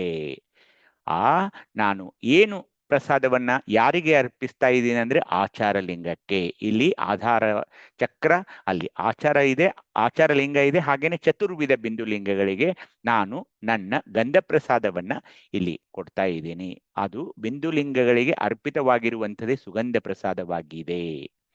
ಸುರಸ ಪ್ರಸಾದ ಅಂದಾಗ ಚಿದಪ್ಪುವಿನ ಅಂದ್ರೆ ಏನು? ಜಲತತ್ವ. ಸುಬುದ್ಧಿಯ ಅಂದ್ರೆ ನೋಡಿ, ಅಲ್ಲಿ ಸುಚಿತ್ತ ಹಸ್ತ, ಇಲ್ಲಿ ಸುಬುದ್ಧಿಯ ಬೆವರು ಬಿಂದುಗಳಿಂದ ಜನಿತವಾಗಿ ಗುರುಲಿಂಗ ಮಂತ್ರದಿಂದ ಪಾವನವೆನಿಸಿ ಮಹೇಶ್ವರನ ಸ್ವಾಧಿಷ್ಠಾನ ಚಕ್ರದಲ್ಲಿ ನೆಲೆಸಿರುವ ಷಡ್ವಿಧ ಧಾತು ಲಿಂಗಗಳಿಗೆ ಅರ್ಪಿತವಾಗಿರುವಂಥದ್ದೇ ಸುರಸ ಪ್ರಸಾದವಾಗಿದೆ. ಅಂದ್ರೆ ಇಲ್ಲಿ 6 ದಳ ಇದೆ, ತಮಗೆ ಗೊತ್ತು ಅದು. ಹಾಗೇನೆ ಸ್ವರೂಪ ಪ್ರಸಾದ ಅಂದ್ರೆ ಚಿದಗ್ನಿಯ ನಿರಹಂಕಾರ ಹಸ್ತ ಬಂತು ನೋಡಿ. ನಿರಹಂಕಾರ ಹಸ್ತ, ನಿರಹಂಕಾರದ ಬೆವರು ಬಿಂದುಗಳಿಂದ ಅಂದ್ರೆ ಏನು? ನೀವು ಆಯಾ ಸ್ಥಳಗಳಲ್ಲಿ ಹೋದಾಗ ಅಲ್ಲಿರುವ ಪೃಥ್ವಿ ತತ್ವ, ಅಪ್ಪು ತತ್ವ, ಅಗ್ನಿ ತತ್ವ ನಿಮ್ಮ ಹಸ್ತ ಹೇಗಿರ್ಬೇಕು? ಸುಚಿತ್ತ ಹಸ್ತ, ಸುಬುದ್ಧಿ ಹಸ್ತ, ನಿರಹಂಕಾರ ಹಸ್ತ. ಈ ಹಸ್ತಗಳ ಮುಖಾಂತರ ಅಲ್ಲಿ ಹೋಗ್ಬೇಕಾಗುತ್ತೆ ನೀವು. ಹಸ್ತಗಳಿಲ್ಲದೆ ಹೋಗೋಕ್ಕಾಗೋಲ್ಲ. ಆ ಸುಚಿತ್ತ ಹಸ್ತ ನನ್ನ ಹತ್ರ ಇಲ್ಲ ಅಂದ್ರೆ ಸುಗಂಧ ಪ್ರಸಾದ ನನಗೆ ದೊರೆಯೋಲ್ಲ ಅಂತ ಅರ್ಥ. ಸುಚಿತ್ತ ಹಸ್ತ ಅಂದ್ರೆ ನಿಕ್ಕಾಮಿಯಾಗಿರ್ಬೇಕು, ಕಾಮದ ಮೇಲೆ ನಾನು ಪರಿಪೂರ್ಣವಾದ ನಿಯಂತ್ರಣವನ್ನು ಇಟ್ಕೊಂಡಿರ್ಬೇಕು. ಸುಬುದ್ಧಿ ಅಂದ್ರೆ ನಾನು ಕೋಪಗೊಳ್ಬಾರ್ದು, ನಿಕ್ಕೋಪಿಯಾಗಿರ್ಬೇಕು, ಕೋಪದ ಮೇಲೆ ನನ್ನ ಹತೋಟಿ ಇರಬೇಕು. ನಿರಹಂಕಾರ ಅಂದ್ರೆ ಅಹಂಕಾರ ನಿರಸನವಾಗಿರಬೇಕು, ಎಳ್ಳಷ್ಟು ಅಹಂಕಾರ ಇರಬಾರ್ದು ನೋಡಿ. ಹೀಗೆ ಚಿತ್ಪೃಥ್ವಿಯ ಸುಚಿತ್ತ, ಚಿದಪ್ಪುವಿನ ಸುಬುದ್ಧಿ, ಚಿದಗ್ನಿಯ ನಿರಹಂಕಾರ ಅಂದಾಗ ಈ ಶಬ್ದಗಳನ್ನ ನಾವು ಗಮನಿಸಬೇಕು. ಆಚಾರಲಿಂಗ ಬಂತು, ಗುರುಲಿಂಗ ಬಂತು, ಶಿವಲಿಂಗ ಅಂತು, ಅಲ್ಲಿರುವ ಮಂತ್ರ ಹೇಗಂತೀವಿ ನಾವು. ಹಾಗೇನೆ ಅಲ್ಲಿ ಆಧಾರ ಚಕ್ರ, ಸ್ವಾಧಿಷ್ಠಾನ ಚಕ್ರ, ಮಣಿಪೂರಕ ಚಕ್ರ, ಅಲ್ಲಿರುವ ಚತುರ್ವಿಧ, ಷಡ್ವಿಧ, ದಶವಿಧ. ಅವನೇನಂದ್ರೆ ಇಲ್ಲಿ ಅವು ಈಗ ಅಲ್ಲೇನು ದಳಗಳಾಗಿದ್ವಲ್ಲ, ಇಲ್ಲಿ ಅವು ಲಿಂಗಗಳಾಗ್ತಾ ಇವೆ. ಚತುರ್ವಿಧ ಬಿಂದು ಲಿಂಗಗಳು, ಷಡ್ವಿಧ ಧಾತು ಲಿಂಗಗಳು, ಮತ್ತೆ ದಶವಿಧ ಕ್ಷೇತ್ರ ಲಿಂಗಗಳು. ಹೇಗೆ ನೀವು ಅರ್ಥ ಮಾಡ್ಕೊಳಕ್ ಪ್ರಯತ್ನ ಮಾಡ್ಬೇಕು. ಬಿಂದು ಲಿಂಗ ಬೇರೆ, ಧಾತು ಲಿಂಗ ಬೇರೆ, ಕ್ಷೇತ್ರಲಿಂಗ ಬೇರೆ ನೋಡಿ. ಹೀಗೆ ಅರ್ಥ ಮಾಡ್ಕೊಳ್ಬೇಕು. ಎಲ್ಲವೂ ಬೇರೆ ಬೇರೆ ಆಗ್ತಾ ಇದೆ. ಚಿತ್ಪೃಥ್ವಿಯ ಸುಚಿತ್ತ, ಚಿದಪ್ಪುವಿನ ಸುಬುದ್ಧಿ, ಚಿದಗ್ನಿಯ ನಿರಂಕಾರ. ಆಚಾರಲಿಂಗ, ಗುರುಲಿಂಗ, ಶಿವಲಿಂಗ, ಆಧಾರ ಚಕ್ರ, ಸ್ವಾಧಿಷ್ಠಾನ ಚಕ್ರ, ಮಣಿಪೂರಕ ಚಕ್ರ, ಚತುರ್ವಿಧ ಬಿಂದುಲಿಂಗಗಳು, ಷಡ್ವಿಧ ಧಾತುಲಿಂಗಗಳು, ದಶವಿಧ ಕ್ಷೇತ್ರಲಿಂಗಗಳು. ಹೀಗಾದಾಗ ಮಾತ್ರ ಅವು ಸುಗಂಧ ಪ್ರಸಾದ ಆಗೋದು, ಸುರಸ ಪ್ರಸಾದವಾಗೋದು, ಸುರೂಪ ಪ್ರಸಾದವಾಗೋದು. ಎಲ್ಲಿವರೆಗೆ ನನ್ನ ಸುಚಿತ್ತ, ಸುಬುದ್ಧಿ, ನಿರಹಂಕಾರ ಹಸ್ತ ನನ್ನಲ್ಲಿ ಇಲ್ವೋ ಆ ತರದ ಪ್ರಸಾದ ಅವು ಆಗೋದಿಲ್ಲ ಅನ್ನೋದನ್ನ ನಾವು ತಿಳ್ಕೊಳ್ಬೇಕು. ಸುಮ್ಮನೆ ಇವನ್ನ ಅರ್ಥ ಮಾಡ್ಕೊಳ್ಳೋದು, ನಾನು ಪೂಜೆಯಲ್ಲಿ ತೊಡಗ್ತೀನಿ ಅಂದ್ರೆ ಹಾಗಾಗೋಲ್ಲ. ಅಲ್ಲಿ ನಾನೇನಾಗಿರಬೇಕು? ನನ್ನಲ್ಲಿ ಕಾಮವಿರಬಾರ್ದು, ಕೋಪ ಇರಬಾರ್ದು, ಅಹಂಕಾರ ಇರಬಾರ್ದು. ಹೀಗಾಗಿ ಆ ದಳಗಳು ಹಾಗೆ ಏನಾಗ್ತವೆ, ಆ ದಳಗಳು ಈ ಇಷ್ಟಲಿಂಗ ಪೂಜೆಯಲ್ಲಿ ಏನಾಗ್ತಾ ಇವೆ, ಅಲ್ಲಿ ನಾನು ಪದಾರ್ಥವಾದಾಗ ಅವು ದಳಗಳಾಗಿದ್ವು, ಇಲ್ಲಿ ಅವು ಲಿಂಗಗಳಾಗ್ತಾ ಇವೆ. 4 ದಳ ಇದ್ವು ಅಲ್ಲಿ, ಇಲ್ಲಿ 4 ಬಿಂದು ಲಿಂಗಗಳಾದವು. ಅಲ್ಲಿ 6 ದಳ ಇದ್ವು, ಇಲ್ಲಿ 6 ಧಾತು ಲಿಂಗಗಳಾದವು. ಅಲ್ಲಿ 10 ದಳ ಇದ್ವು, ಇಲ್ಲಿ ಬಂದಾಗ ಅವು ಪ್ರಸಾದ ರೂಪ ತಾಳಿ ದಶವಿಧ ಕ್ಷೇತ್ರ ಲಿಂಗಗಳಾಗ್ತಾ ಇವೆ. ದಳಗಳು ಲಿಂಗವಾಗೋದಿದೆಯಲ್ಲ, ಅದೇ ಪದಾರ್ಥ ಪ್ರಸಾದವಾಗೋದು. ಅರ್ಥ ಮಾಡಿಕೊಳ್ಳಬೇಕು. ಹಾಗೇನೆ ನಾವು ಸುಸ್ಪರ್ಶನ ಪ್ರಸಾದ ಅಂದಾಗ ಚಿದ್ವಾಯು, ವಾಯು ಬಂದು ನೋಡಿ. ಸುಮನ ಸುಮನ ಅಂದ್ರೆ ಏನು? ಯಾವುದೇ ಮೂಢನಂಬಿಕೆಗಳನ್ನ ನಾವು ಇಟ್ಕೊಳ್ಬಾರ್ದು. ಮುಹೂರ್ತ, ಸೂತಕ, ಅದು ಸುಮನ. ಮನಸ್ಸಂದ್ರೆ ಹೇಗೆ? ಅತ್ಯಂತ ಒಂದು ಪಾರದರ್ಶಕವಾದ ಸ್ಫಟಿಕ ಗುಣ. ಆ ಮನಸ್ಸು ಇಷ್ಟೊಂದು ಪವಿತ್ರವಾಗಿರಬೇಕು, ಯಾವುದೇ ಒಂದು ಗೊಂದಲಗಳಿಗೆ ಇಲ್ಲಿ ಆಸ್ಪದವಿಲ್ಲ. ಅದಕ್ಕೆ ಸುಮನ ಅಂತಾರೆ. ಚಿದ್ವಾಯು ಸುಮನದ ಬೆವರು ಬಿಂದುಗಳಿಂದ ಜನಿತವಾಗಿ ಇಲ್ಲಿರುವ ಲಿಂಗ ಜಂಗಮಲಿಂಗ. ಆ ಜಂಗಮಲಿಂಗದ ಆರಾಧನೆ ಮಾಡಿ ಪಾವನಮೆನಿಸಿ ಪ್ರಾಣಲಿಂಗಿಯ ಅನಾಹತ ಚಕ್ರದಲ್ಲಿ ನೆಲೆಸಿರುವ ಈ ದ್ವಾದಶ ವಿಕೃತಿ ಲಿಂಗ ಅಂತ ಅಂತಾರೆ ನೋಡಿ. ಆ ದಳಗಳು 12 ದಳ ಏನಿದ್ವಲ್ಲ, ಇಲ್ಲಿ ವಿಕೃತಿ ಲಿಂಗಗಳಿಗೆ ಅಂತ ಆ ಶಬ್ದ ಕೊಡ್ತಾ ಇದ್ದಾರೆ. ಇಲ್ಲಿ ಏನಾಗ್ಬೇಕಾದ್ರೆ ಸುಮನ ಆಗಬೇಕು. ಸುಮನ ಮನಸ್ಸು ಅತ್ಯಂತ ನಿರ್ಮಲವಾಗಿರಬೇಕು, ಪರಿಶುದ್ಧವಾಗಿರಬೇಕು. ಸುಶಬ್ದ ಪ್ರಸಾದ ಅಂದಾಗ ನಾವು ಈಗೇನ್ ಮಾತಾಡಿದ್ವಲ್ಲ ವಿಶುದ್ಧಿ ಚಕ್ರ, ಅಲ್ಲಿ ಚಿದಾಕಾಶ, ಆಕಾಶ ತತ್ವ, ಸುಜ್ಞಾನ, ಈ ಶಿವಜ್ಞಾನ, ಸುಜ್ಞಾನ ದಿನನಿತ್ಯ ಸ್ವಾನುಭಾವದ ನೆಲೆಗೆ ಬಂದು ಈ ಜ್ಞಾನವನ್ನೇನು ಕೊಡ್ತಾರೆ ನೋಡಿ, ಶಿವಜ್ಞಾನ. ಅದು ಯೋಗಾಂಗ ತ್ರಿವಿಧಿ ಇರಬಹುದು, ವಚನ ನಿರ್ವಚನ ಇರಬಹುದು. ಆ ಎಲ್ಲ ಜ್ಞಾನವನ್ನು ಪಡೆಯೋದೇ, ಶಿವಜ್ಞಾನವನ್ನು ಪಡೆಯೋದೇ ಸುಜ್ಞಾನ. ಅದು ಮೇಲಿಂದ ಮೇಲೆ ಮೇಲಿಂದ ಮೇಲೆ ದಿನ ದಿನ ದಿನ ದಿನ ಕೇಳಿ ಅದನ್ನ ಪಕ್ವವನ್ನಾಗಿ ಮಾಡಿಕೊಳ್ಳದೆ ಅದು ಸುಜ್ಞಾನ. ಆವಾಗ ಏನಾಗುತ್ತೆ, ಪ್ರಸಾದ ಲಿಂಗ ಮಂತ್ರದಿಂದ ಪಾವನವೆನಿಸಿ ಶರಣನ ವಿಶುದ್ಧಿ ಚಕ್ರದಲ್ಲಿ ನೆಲೆಸಿರುವ ಆ ಷೋಡಶ 16 ಆ ಲಿಂಗಗಳು, ಆ 16 ದಳ ಏನಾಯ್ತು ಹೇಳಿ, ಇಲ್ಲಿ ಷೋಡಶ ಕಲಾಲಿಂಗಗಳಾದವು. 16 ಕಲಾಲಿಂಗಗಳಾದವು. ವಿಕೃತಿ ಲಿಂಗ ಅಲ್ಲಿ, ಇಲ್ಲಿ ಕಲಾಲಿಂಗಗಳು. ಮುಂದೆ ಹೋದಾಗ ಅಂದ್ರೆ ಆಜ್ಞಾಚಕ್ರಕ್ಕೆ ಬಂದಾಗ ಸುತೃಪ್ತಿ ಪ್ರಸಾದ, ಚಿತ್ ಸೂರ್ಯನ ಸದ್ಭಾವದ, ಸದ್ಭಾವ ಅಂದ್ರೆ ಏನು, ನನ್ನ ಭಾವನೆ ಶಿವಭಾವವಾಗಬೇಕು. ಸದ್ಭಾವದ ಬೆವರು ಬಿಂದುಗಳಿಂದ ಜನಿತವಾಗಿ ಮಹಾಲಿಂಗ ಮಂತ್ರದಿಂದ, ಯಾಕಂದ್ರೆ ಇಲ್ಲಿ ಮಹಾಲಿಂಗ ಇದೆ, ಪಾವನವೆನಿಸಿ ಐಕ್ಯನ ಆಜ್ಞಾಚಕ್ರದಲ್ಲಿ ನೆಲೆಸಿರುವ ಉಭಯ ಎರಡು ದಳ, ಇಲ್ಲಿ 2 ದಳ, ಅವು ವಿದ್ಯಾಲಿಂಗಗಳು ಅಂತ ಅನ್ಸ್ಕೊಳ್ತಾ ಇವೆ. ಅಲ್ಲಿ ಕೇವಲ ಅವು ದಳ ಆಗಿದ್ವು. ಇಲ್ಲಿ ಏನಾಗುತ್ತೆ, ಪ್ರಸಾದ ರೂಪಕ್ಕೆ ಬಂದಾಗ, ಅವು ಸುತೃಪ್ತಿ ಪ್ರಸಾದ ಅಂದಾಗ ಅವು 2 ಲಿಂಗಗಳಾಗ್ತಾ ಇವೆ, ವಿದ್ಯಾಲಿಂಗಗಳು. ಅರ್ಥ ಮಾಡಿಕೊಳ್ಳಬೇಕು. ನಿಖಲ ಪರಾನಂದ ಪ್ರಸಾದ ಅಂದಾಗ ನಾವು ಇದಕ್ಕೆ ಬಂದ್ವಿ, ಬ್ರಹ್ಮಚಕ್ರಕ್ಕೆ. ಚಂದ್ರನ ನಿರ್ಮಾಯದ ಬೆವರು ಬಿಂದುಗಳಿಂದ ಜನಿತವಾಗಿ ನಿಷ್ಕಲಲಿಂಗ ಮಂತ್ರದಿಂದ ಪಾವನವೆನಿಸಿ ನಿಖಲ ಬ್ರಹ್ಮರಂಧ್ರ ಚಕ್ರದಲ್ಲಿ ನೆಲೆಸಿರುವ ಶತಸಹಸ್ರ ಶಿವಕಳೆ ಲಿಂಗಗಳಿಗೆ, ಇಲ್ಲಿ ಆ ಸಾವಿರಾರು ಲಿಂಗಗಳು, ಇಲ್ಲಿ ಸಾವಿರಾರು ಶತಸಹಸ್ರ ಲಿಂಗಗಳು. ಯಾಕೆಂದ್ರೆ ಇದು ಬ್ರಹ್ಮಚಕ್ರ, ಸಹಸ್ರ ದಳ, ಇಲ್ಲಿ ಒಂದಲ್ಲ ಎರಡಲ್ಲ ಸಾವಿರಾರು ದಳಗಳು. ಅಂದ್ರೆ ನೀವು ಬ್ರಹ್ಮಚಕ್ರದಲ್ಲಿ ಬಂದಾಗ ಶಿವಕಳೆ ಲಿಂಗಗಳು, ಅವಕ್ಕೆ ಲೆಕ್ಕೇ ಇಲ್ಲ, ಅಷ್ಟೊಂದು ಲಿಂಗಗಳು ಅಲ್ಲಿ. ನಿಖಲಾನಂದ ಪರಮಾನಂದ ಪ್ರಸಾದ, ಅದು ನೋಡೋದೇ ಒಂದು ಸೊಗಸು. ಯಾವುದು, ಇಲ್ಲಿರುವ ಒಂದು ಸಹಸ್ರಾರ ದಳಗಳಿರುವ ಚಕ್ರಗಳಿರುವ ಆ ಸಹಸ್ರಾರ ಚಕ್ರನು ಅಂತೀವಿ ಅದಕ್ಕೆ ನಾವು, ಶಿವಕಳೆ ಲಿಂಗಗಳಾಗ್ತಾ ಇವೆ. ನಿಶೂನ್ಯ ಚಕ್ರಕ್ಕೆ ಬಂದಾಗ ಅಥವಾ ಶಿಖಾಚಕ್ರಕ್ಕೆ ಬಂದಾಗ ಅಲ್ಲಿರುವ ಒಂದು ಲಿಂಗ, ನಿಶೂನ್ಯ ಲಿಂಗಕ್ಕೆ ಬಂದಾಗ ನಿಜಾನಂದ ಪರಿಪೂರ್ಣ ಪ್ರಸಾದ. ಶಬ್ದಗಳನ್ನು ನೋಡಿ ಎಷ್ಟು ಚೆನ್ನಾಗಿದೆ. ಚಿದಾತ್ಮನ ನಿಷ್ಕಲದ ಬೆವರು ಬಿಂದುಗಳಿಂದ ಜನಿತವಾಗಿ ನಿಶೂನ್ಯ ಲಿಂಗ ಮಂತ್ರದಿಂದ ಪಾವನವೆನಿಸಿ ನಿಶೂನ್ಯ ಶಿಖಾಚಕ್ರದಲ್ಲಿ ನೆಲೆಸಿರುವ ತ್ರಿವಿಧ, ಯಾಕೆಂದ್ರೆ ಇಲ್ಲಿರುವ 3 ದಳಗಳು ಬ ಸ ವ ಅಂತ ಇಲ್ಲಿ ಪ್ರಣವಾಕ್ಷರಗಳಿವೆ.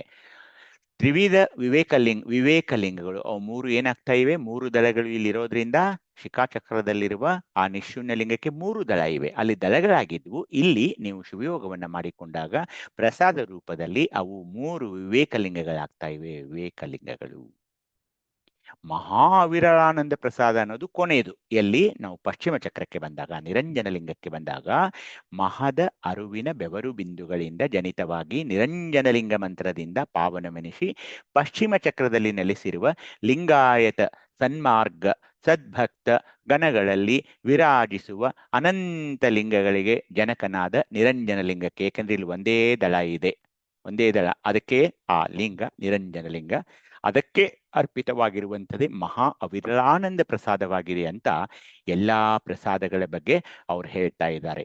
ಹೀಗೆ 9 ಪ್ರಕಾರದಿಂದ ಪರಾತ್ಪರ ಶಿವನ ಅಪ್ಪನೆ ಬಿಡಿದು ವಿನೋದಾರ್ಥವಾಗಿ ಸಾಕಾರ ಲೀಲೆಯ ಧರಿಸಿ ನವವಿಧ ಪ್ರಸಾದಗಳಿಂದ, ಇವೆಲ್ಲ ನೋಡಿದ್ರಲ್ಲ 9 ಬಗೆಯ ಪ್ರಸಾದಗಳಿಂದ ನಿವೃತ್ತಿ ಲಿಂಗವಂತ ಮಾರ್ಗದಲ್ಲಿ ಚರಿಸುವಂತಹ ಭಕ್ತ, ಮಹೇಶ್ವರ, ಪ್ರಸಾದಿ, ಪ್ರಾಣಲಿಂಗಿ, ಶರಣ, ಐಕ್ಯ, ನಿಷ್ಕಲ, ನಿಶೂನ್ಯ, ನಿರಂಜನ ಮೊದಲಾದ ಶರಣಗಣಗಳ ಮಧ್ಯದಲ್ಲಿ ನೆಲೆಸಿರುವ ಅನಂತ ಲಿಂಗಗಳಿಗೆ ಹರಣ ಕಿರಣ ಚೈತನ್ಯ ಸ್ವರೂಪವಾದ ಕ್ರಿಯಾಜಂಗಮಕ್ಕೆ ಅನಾದಿ ಶರಣ ಪರಾತ್ಪರ ಮೂರ್ತಿಗೆ ನವವಿಧ ಪ್ರಸಾದಗಳಿ ಈಗೆಲ್ಲ ಇರ್ತವೆ ನೋಡಿ. 9 ಪ್ರಸಾದಗಳನ್ನ ತಾವು ಮರೆಯಬಾರದು.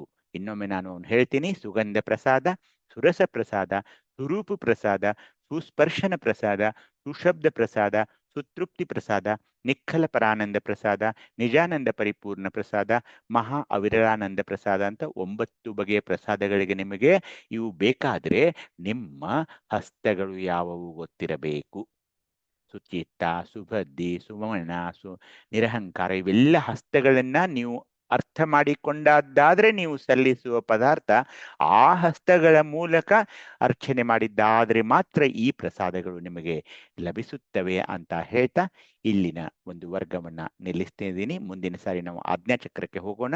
ಹಾಗೇನೆ ಇಲ್ಲಿರುವ ಮುಂದಿನ ತತ್ವ ಯಾವುದನ್ನ ನಾವು ನೋಡೋಣ ಅಂತ ಹೇಳ್ತಾ ಎಲ್ಲರಿಗೂ ಶರಣು ಶರಣಾರ್ಥಿಗಳು. ತಮಗೇನಾದರೂ ಸಲಹೆ ಸಂದೇಹ ಸೂಚನೆ ಇದ್ರೆ ಕೇಳಬಹುದು ಅಂತ ಹೇಳ್ತಾ ಈ ಅವಕಾಶಕ್ಕಾಗಿ ತಮ್ಮೆಲ್ಲರ ಪಾದಾರವಿಂದಗಳಿಗೆ ನಮಿಸುತ್ತಾ ಇಲ್ಲಿಗೆ ನಾನು ವಿರಮಿಸುತ್ತೇನೆ.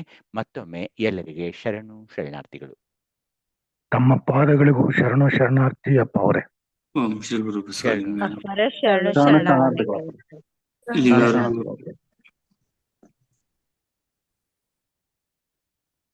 ಇಲ್ಲಿವರೆಗೂ ಇಂದಿನ ಶಿವ ಕುರಿತಾಗ ಬೇಡ ಮತ್ತು ದಯನ್ಮೂಲ್ಯ ಪೂರ್ವಭಕ್ತಿಯ ಶರಣಾರ್ಥಿಗಳು. ಇಂದಿನ ಅನುಭವದಲ್ಲಿ ಯಾರಿಗಾದ್ರೂ ಸಂಶಯ ಅಥವಾ ಯೋಚನೆ ಬೆಳಕಿದ್ರೆ 2 ನಿಮಿಷ ಅಥವಾ ಚಿಂತನೆ ಮಾಡಬಹುದು. ಓಂ ಶ್ರೀ ಗುರು ಬಸವಲಿಂಗ. ಸ್ಪಾಂಡಲಿಸಿಸ್ ಪ್ರಾಬ್ಲಮ್ಸ್ ಗಳು ಅರೈಸ್ ಆದ್ರೆ ಆವಾಗ ನಾವ್ ಏನ್ ಮಾಡ್ಬೇಕಾಗ್ತದೆ? ಈ ಸ್ಪಾಂಡಿಲೈಟಿಸ್ ಅನ್ನೋದು ಈಗ ಅದು ಕುತ್ತಿಗೆ ಭಾಗದಲ್ಲೇ ಬರುತ್ತಲ್ಲ ಅದು? ಹೌದು ಹೌದು, ಸರ್ವೈಕಲ್ ಸ್ಪಾಂಡಿಲೈಟಿಸ್ ನೀವು ಹೇಳ್ತಾ ಇರೋದು. ಸರ್ವೈಕಲ್ ಸ್ಪಾಂಡಿಲೈಟಿಸ್ ಅಂತ ನೀವು ಹೇಳೋದು ಅದು ಏನಂದ್ರೆ, ಈ ಸರ್ವೈಕಲ್ ಸ್ಪಾಂಡಿಲೈಟಿಸ್ ಲಿಂಗ ಪೂಜೆಯನ್ನ ಅತ್ಯಂತ ಚೆನ್ನಾಗಿ ಮಾಡಿಕೊಳ್ಳದೆ ಇರೋರಲ್ಲೇ ಬರುತ್ತೆ ಅಂತ ಅದರಲ್ಲಿ ಏನು ಸಂಶಯವೇ ಇಲ್ಲ ಅಮರಕಲಾಕ. ಯಾಕೆ ಹೇಳ್ತೀನಿ ಕೇಳಿ. ಈ ಕುತ್ತಿಗೆಯ ಸ್ನಾಯುಗಳನ್ನ ನೀವು ಬಲಯುತ ಮಾಡೋಕೆ ಏನ್ ಮಾಡ್ತೀರಾ? ಏನು ಯಾವ ವ್ಯಾಯಾಮಗಳನ್ನ ಮಾಡ್ತೀರಿ? ನಾನು ವ್ಯಾಯಾಮಗಳು ಯಾವ ಮಾಡ್ತಾ ಇಲ್ಲ ಅಪ್ಪರೇ. ಅಲ್ಲ, ವ್ಯಾಯಾಮ ಅಂದ್ರೆ ಈಗ ನಾನು ನನ್ನ ಹತ್ರ ನೀವು ಬಂದ್ರಂತ ಇಟ್ಕೊಳ್ಳಿ, ಕತ್ತು ನೋವಿದೆ ಅಂತ ಬಂದ್ರಂತ ಇಟ್ಕೊಳ್ಳಿ. ನಾನು ಏನ್ ಹೇಳ್ತೀನಿ ನಿಮ್ಗೆ, ಕತ್ತಿನ ಎಕ್ಸರ್ಸೈಸ್ ಹೇಳ್ತೀನಿ. ಹೇಗೆ ಹೇಳಿ? ತಲೆ ಕೆಳಗೆ ಮಾಡೋದು, ತಲೆ ಹಿಂದ್ ಮಾಡೋದು, ಆ ಕಡೆ ನೋಡೋದು, ಈ ಕಡೆ ನೋಡೋದು, ಬಲಗಡೆಯಿಂದ ಸುತ್ತ ಹಾಕೋದು, ಎಡಗಡೆಯಿಂದ ಹಿಂಗ್ ತಲೆಯನ್ನ ಸುತ್ತ ಹಾಕೋದು. ಇವು ಕೈಗಳು ಎತ್ತರ ಭುಜಗಳಿಗೆ ಬರುತ್ತೆ, ಭುಜಗಳಿಗೆ ಆಗುತ್ತೆ. ಅದು ಭುಜಗಳ ಇದು ಆಗೋಲ್ಲ. ಇದು ಕತ್ತಿನ ಸ್ನಾಯುಗಳಿಗೆ ಅಷ್ಟೇ ಬಂದಾಗ. ಇಲ್ಲಿ ನೋಡಿ, ಸುಮ್ನೆ ಇಮ್ಯಾಜಿನ್ ಮಾಡ್ಕೊಳ್ಳಿ. ಈಗ ಇಷ್ಟಲಿಂಗ ಪೂಜೆಯಲ್ಲಿ ನೀವು ಕುತ್ಕೊಂಡಿದ್ದೀರಾ. ನೋಡಿ, ಇಷ್ಟಲಿಂಗವನ್ನ ನೀವು ಕಣ್ಣೆದುರಿಗೆ ಇಟ್ಕೊಳ್ಳುವಾಗ ಹಸ್ತ ನಿಮ್ದು ಸ್ವಲ್ಪ ಕೆಳಗಡೆನೆ ಇರುತ್ತೆ. ಯಾರು ಕಣ್ಣಿನ ಮೇಲೆ ಒಯ್ದು ಯಾರು ನೋಡಲ್ಲ ಅದನ್ನ. ಸೊ ಏನಾಗುತ್ತೆ, ನೀವು ಆ ಕತ್ತಿನ ಸ್ನಾಯುಗಳಿಗೆ ಹೀಗೇನ್ ನೀವು ಕುತ್ಕೊಂಡಿದ್ರಲ್ಲ, ಬೆನ್ನಿನ ಸ್ನಾಯುಗಳು ಒಂದು, ಎರಡನೆಯದು ಕತ್ತಿನ ಸ್ನಾಯುಗಳು. ಕತ್ತಿನ ಸ್ನಾಯುಗಳು ನೋಡಿ 45 ನಿಮಿಷ ಅದೇ ಸ್ಥಿತಿಯಲ್ಲಿರೋದು. ವಿಚಾರ ಮಾಡಿ, ಅದೊಂದು ಆಸನವಾಯ್ತು ಇವಾಗ. ಯಾಕಂದ್ರೆ ನೀವು ಅದನ್ನ ಬೀಳೋಕ್ ಬಿಡೋಲ್ಲ, ತಲೆ ಬೀಳೋಕ್ ಬಿಡೋಲ್ಲ. ನೀವು ಅದನ್ನ ಹಿಡ್ಕೊಂಡೇ ನೋಡ್ಬೇಕು. ನಿಮ್ಮ ದೃಷ್ಟಿ ಯೋಗದಲ್ಲಿ ಇಷ್ಟಲಿಂಗವನ್ನು ನೋಡ್ತಾ ಇರುವಾಗ ನೀವು ಆ ಕಡೆ ಈ ಕಡೆ ಅಥವಾ ಮೇಲೆ ಕೆಳಗೆ ಅಲ್ಲೋ ಇಲ್ಲೋ ನೋಡ್ತಾ ಇದ್ರೆ ಅಂದ್ರೆ ಕತ್ತಿನ ಸ್ನಾಯುಗಳನ್ನ ನೀವು ಉಪಯೋಗಿಸ್ತಾ ಇದ್ದೀರಾ ಅಂತ ಅಲ್ವಾ? ಇಲ್ಲ, ಈಗ ನೀವು ನಿಶ್ಚಲ ಮಾಡ್ಬಿಟ್ಟಿದ್ದೀರಾ ಅವನ್ನ, ಯಾವುಗಳನ್ನ ಇದನ್ನ. ಇದು ಒಂದು ಕುತ್ತಿಗೆಯ ಸ್ನಾಯುಗಳನ್ನ ನೀವು ಏನ್ ಮಾಡಿದ್ರಿ, ಶಕ್ತಿಪೂರ್ವಕವಾಗಿ ಚೈತನ್ಯಾತ್ಮಕ ಶಕ್ತಿಯಿಂದ ಇಟ್ಕೊಂಡೇ ಕೂಡಿರ್ಬೇಕು ನೀವು. ಇಲ್ಲಿದ್ರೆ ಏನಾಗುತ್ತೆ, ನಿಮ್ ಕತ್ತು ವಾಲ್ ಬಿಡುತ್ತೆ. ಈಗ ನೀವು ಬಸ್ನಲ್ಲಿ ಹೋಗ್ತಿದಾರ ಅಂತ ಇಟ್ಕೊಳ್ಳಿ, ನೀವು ನಿಧಾನವಾಗಿ ನಿಮ್ ತಲೆ ಪಕ್ಕದ ಮೇಲೆ ಕೂತವ್ರ ಭುಜದ ಮೇಲೆ ಬೀಳುತ್ತೆ.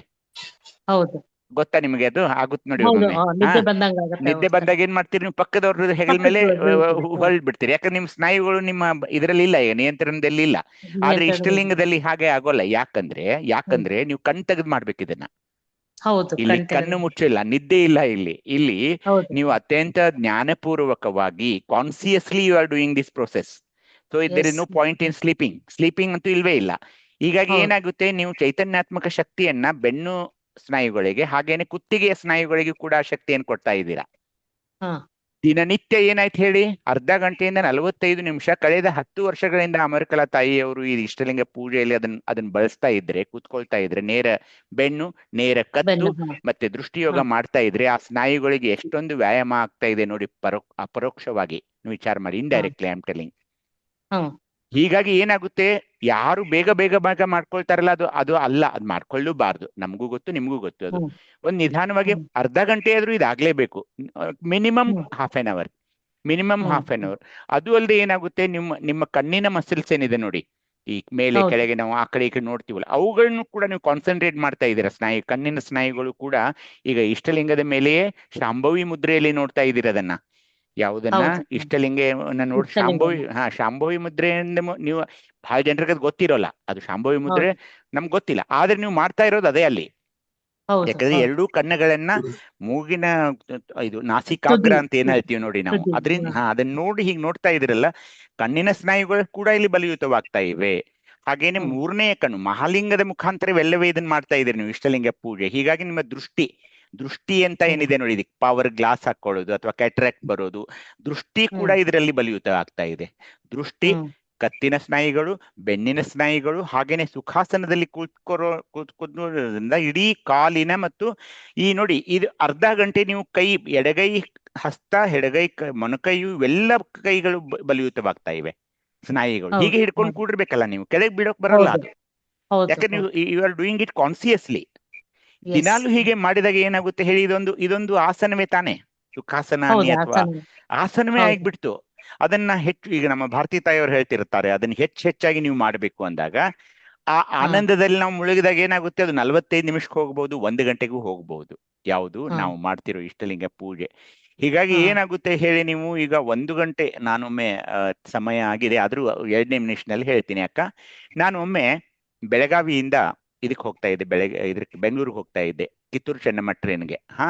ಅಲ್ಲಿ ಹುಬ್ಬಳ್ಳಿಗೆ ಒಬ್ರು ಟಿಬೇಟಿಯನ್ ಗುರುಗಳು ಬಂದ್ರು. ಟಿಬೇಟಿಯನ್ ಗುರುಗಳನ್ನವರೆಲ್ಲ ಅವ್ರು ಕಳ್ಸೋಕ್ ಬಂದಿದ್ರು. ಅಜಾನಬಾಹು, ಅವನು 7-8 ಫೀಟ್ ಏನೋ ಇದ್ದ. ಅವರೆಲ್ಲ ಬಂದು ಅವ್ರಿಗೆಲ್ಲ ವಾದ್ಯ ಸಮೇತ ಬಂದು ಅವರು ಆ ಕುಪ್ಪೆಯಲ್ಲಿ, ಅಂದ್ರೆ ಆ ರೂಮ್ ನಲ್ಲಿ ನಂದು ಮತ್ತೆ ಅವ್ರದ್ದು ಎರಡೇ ಸೀಟ್ ಇತ್ತು. ನನ್ನ ಎದುರಿಗೆ ಅವ್ರು ಕುತ್ಕೊಂಡಿದ್ರು, ಮೇಲಿನ 2 ಸೀಟ್ ಖಾಲಿ ಇತ್ತು. ಅವರು ಬಂದು 10:30-11 ಗಂಟೆಗೆಲ್ಲ ಟ್ರೈನ್ ಬಿಡ್ತು ಹುಬ್ಬಳ್ಳಿಯಿಂದ ಬೆಂಗಳೂರುವರೆಗೆ. ನಾನು ಮಧ್ಯೆ 2:15 ಟಾಯ್ಲೆಟ್ಗಂತ ಎದ್ದಾಗ ಆ ಮನುಷ್ಯ ನೋಡ್ತೀನಿ, ಅವ್ರು ಹಾಗೇನೆ ಕುತ್ಕೊಂಡಿದ್ದಾರೆ ಪದ್ಮಾಸನದಲ್ಲಿ. ಆಯ್ತಾ, ಬೆಳಿಗ್ಗೆ 6:30-7 ಮೆಜೆಸ್ಟಿಕ್ ಬಂತು, ನೋಡ್ತೀನಿ ಹಾಗೇನೆ ಕೂತ್ಕೊಂಡಿದ್ರು ಅವರು ಆ ಪದ್ಮಾಸನದಲ್ಲಿ. ಅಲ್ಲಿ ಇಳಿದು ಸ್ಟೇಷನ್ ಬಂದ ತಕ್ಷಣ ಏನೂ ಆಗದವ್ರ ತರ ಇಳಿದು ಹೋಗ್ಬಿಟ್ರು. ಅಂದ್ರೆ ಏನು, ಅವರು ಮಲ್ಕೊಂಡೇ ಇಲ್ಲ. ಇಡೀ ರಾತ್ರಿ ಎಲ್ಲ ಅವರು ಟ್ರೈನ್ ನಲ್ಲಿ ಹಾಗೇನೆ ಕುತ್ಕೊಂಡ್ ಬಿಟ್ಟಿದ್ರು ಆ ಆಸನದಲ್ಲಿ. ಅಂದ್ರೆ ಇವೆಲ್ಲ ಸಾಧನಾ ಪಥ ಇವೆ. ಅದನ್ನ ನಮ್ಮ ಇಷ್ಟಲಿಂಗ ಪೂಜೆಯಲ್ಲಿ ನಾವು ದಿನನಿತ್ಯ ಈಗ 30 ನಿಮಿಷ 45 ನಿಮಿಷ ನಾವು ಮಾಡ್ತಾ ಹೋದ್ರೆ ನಿಮ್ಮಲ್ಲಿ ಒಂದು ಚೈತನ್ಯಾತ್ಮಕ ಶಕ್ತಿ ಜಾಗೃತವಾಗುತ್ತೆ. ಅದು ಸುಳ್ಳಲ್ಲ. ಅವಾಗ ನೀವೇನಾಗ್ತೀರಿ, ಹೆಚ್ಚು ಆಕ್ಟಿವ್ ಆಗ್ತೀರಿ. ಹೆಚ್ಚು ಆಕ್ಟಿವ್ ಆಗಿ ನಿಮ್ಗೆ ಏನಾಗುತ್ತೆ, ನಿಮ್ಗೆ ಎಲ್ಲದ್ರ ಮೇಲೆ ಕಾನ್ಸಂಟ್ರೇಷನ್ ಬರುತ್ತೆ. ಇವಾಗ ಯಾವುದೇ ಕೆಲಸ ತಗೊಳ್ಳಿ ನೀವು, ಕಾನ್ಸಂಟ್ರೇಷನ್ ಶುರು ಆಗುತ್ತೆ ನಿಮಗೆ ಈ ಇಷ್ಟಲಿಂಗ ಪೂಜೆಯಿಂದ. ಹಾಗೇನೆ ಇವತ್ತಿನ ಒಂದು ಲಿಂಗ, ಪ್ರಸಾದ ಲಿಂಗ, ವಿಶುದ್ಧಿ ಚಕ್ರದಲ್ಲಿರುವ ಪ್ರಸಾದ ಲಿಂಗವನ್ನ ಏನ್ ನಾವು ಮಾತಾಡಿದಿವಲ್ಲ, ಆ ಶಬ್ದಗಳ ಮೇಲೆ ನಿಮ್ಮ ಒಂದು ಕಾನ್ಸಂಟ್ರೇಷನ್ ಏನ್ ನೀವು ಮಾತಾಡ್ತಾ ಇದ್ದೀರಾ. ಈಗ ನೋಡ್ರಿ, ಒಬ್ಬರು ಎಷ್ಟೊಂದು ನಿಷ್ಠೂರವಾಗಿ ಮಾತಾಡ್ತಾರೆ, ಎಷ್ಟೊಂದು ಕಠೋರವಾಗಿ ಮಾತಾಡ್ತಾರೆ, ಮನಸ್ಸಿಗೆ ನೋವಾಗೋ ಹಾಗೆ ಮಾತಾಡ್ತಾರೆ. ಆದ್ರೆ ನಮ್ಮ ಸ್ವಾನುಭವ ನೆಲೆಯಲ್ಲಿ ಅದು ಟ್ರೈನಿಂಗ್ ಆಗ್ಬಿಡ್ತಿ. ಇವಾಗ ನಾವು ಆ ತರ ಮಾತಾಡಕ್ ಆಗೋಲ್ಲ ಈಗ. ಯಾಕೆ ಹೇಳಿ, ಆ ಶಬ್ದಗಳು ಬರೋಕ್ ಆಗೋಲ್ಲ, ನಮ್ ಬಾಯಲ್ಲಿ ಬರೋಲ್ಲ ಈಗ.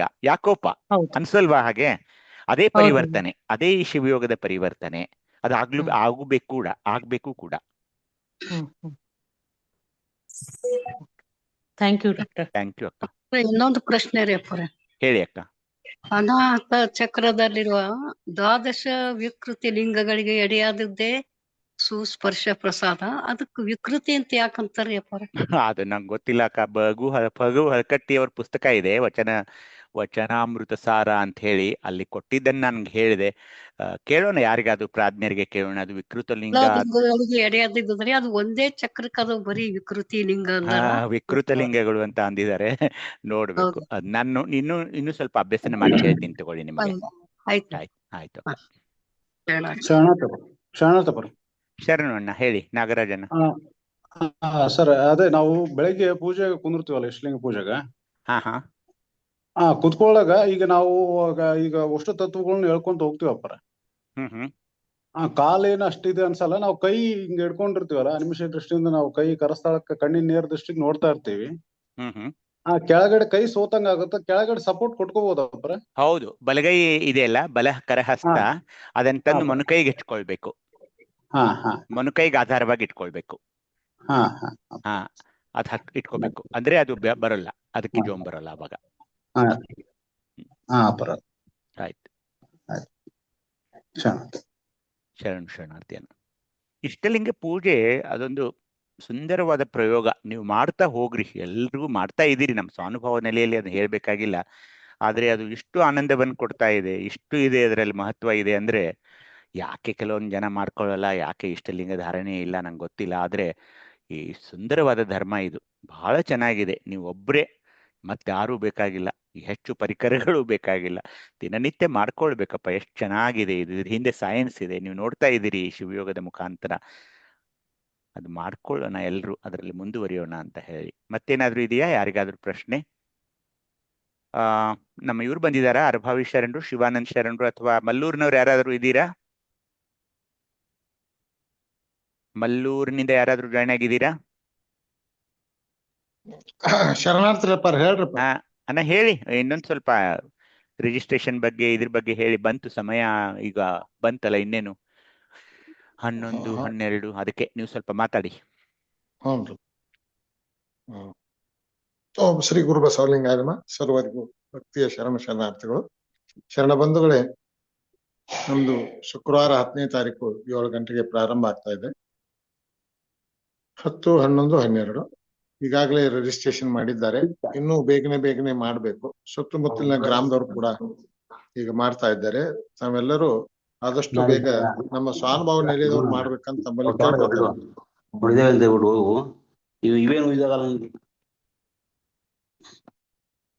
ಸಪ್ರೇಟ್ ಇಕ್ಕಿದೀನಿ. ಈಗ ಎಲ್ಲ ತೆಗಿಬೇಡ ಈಗ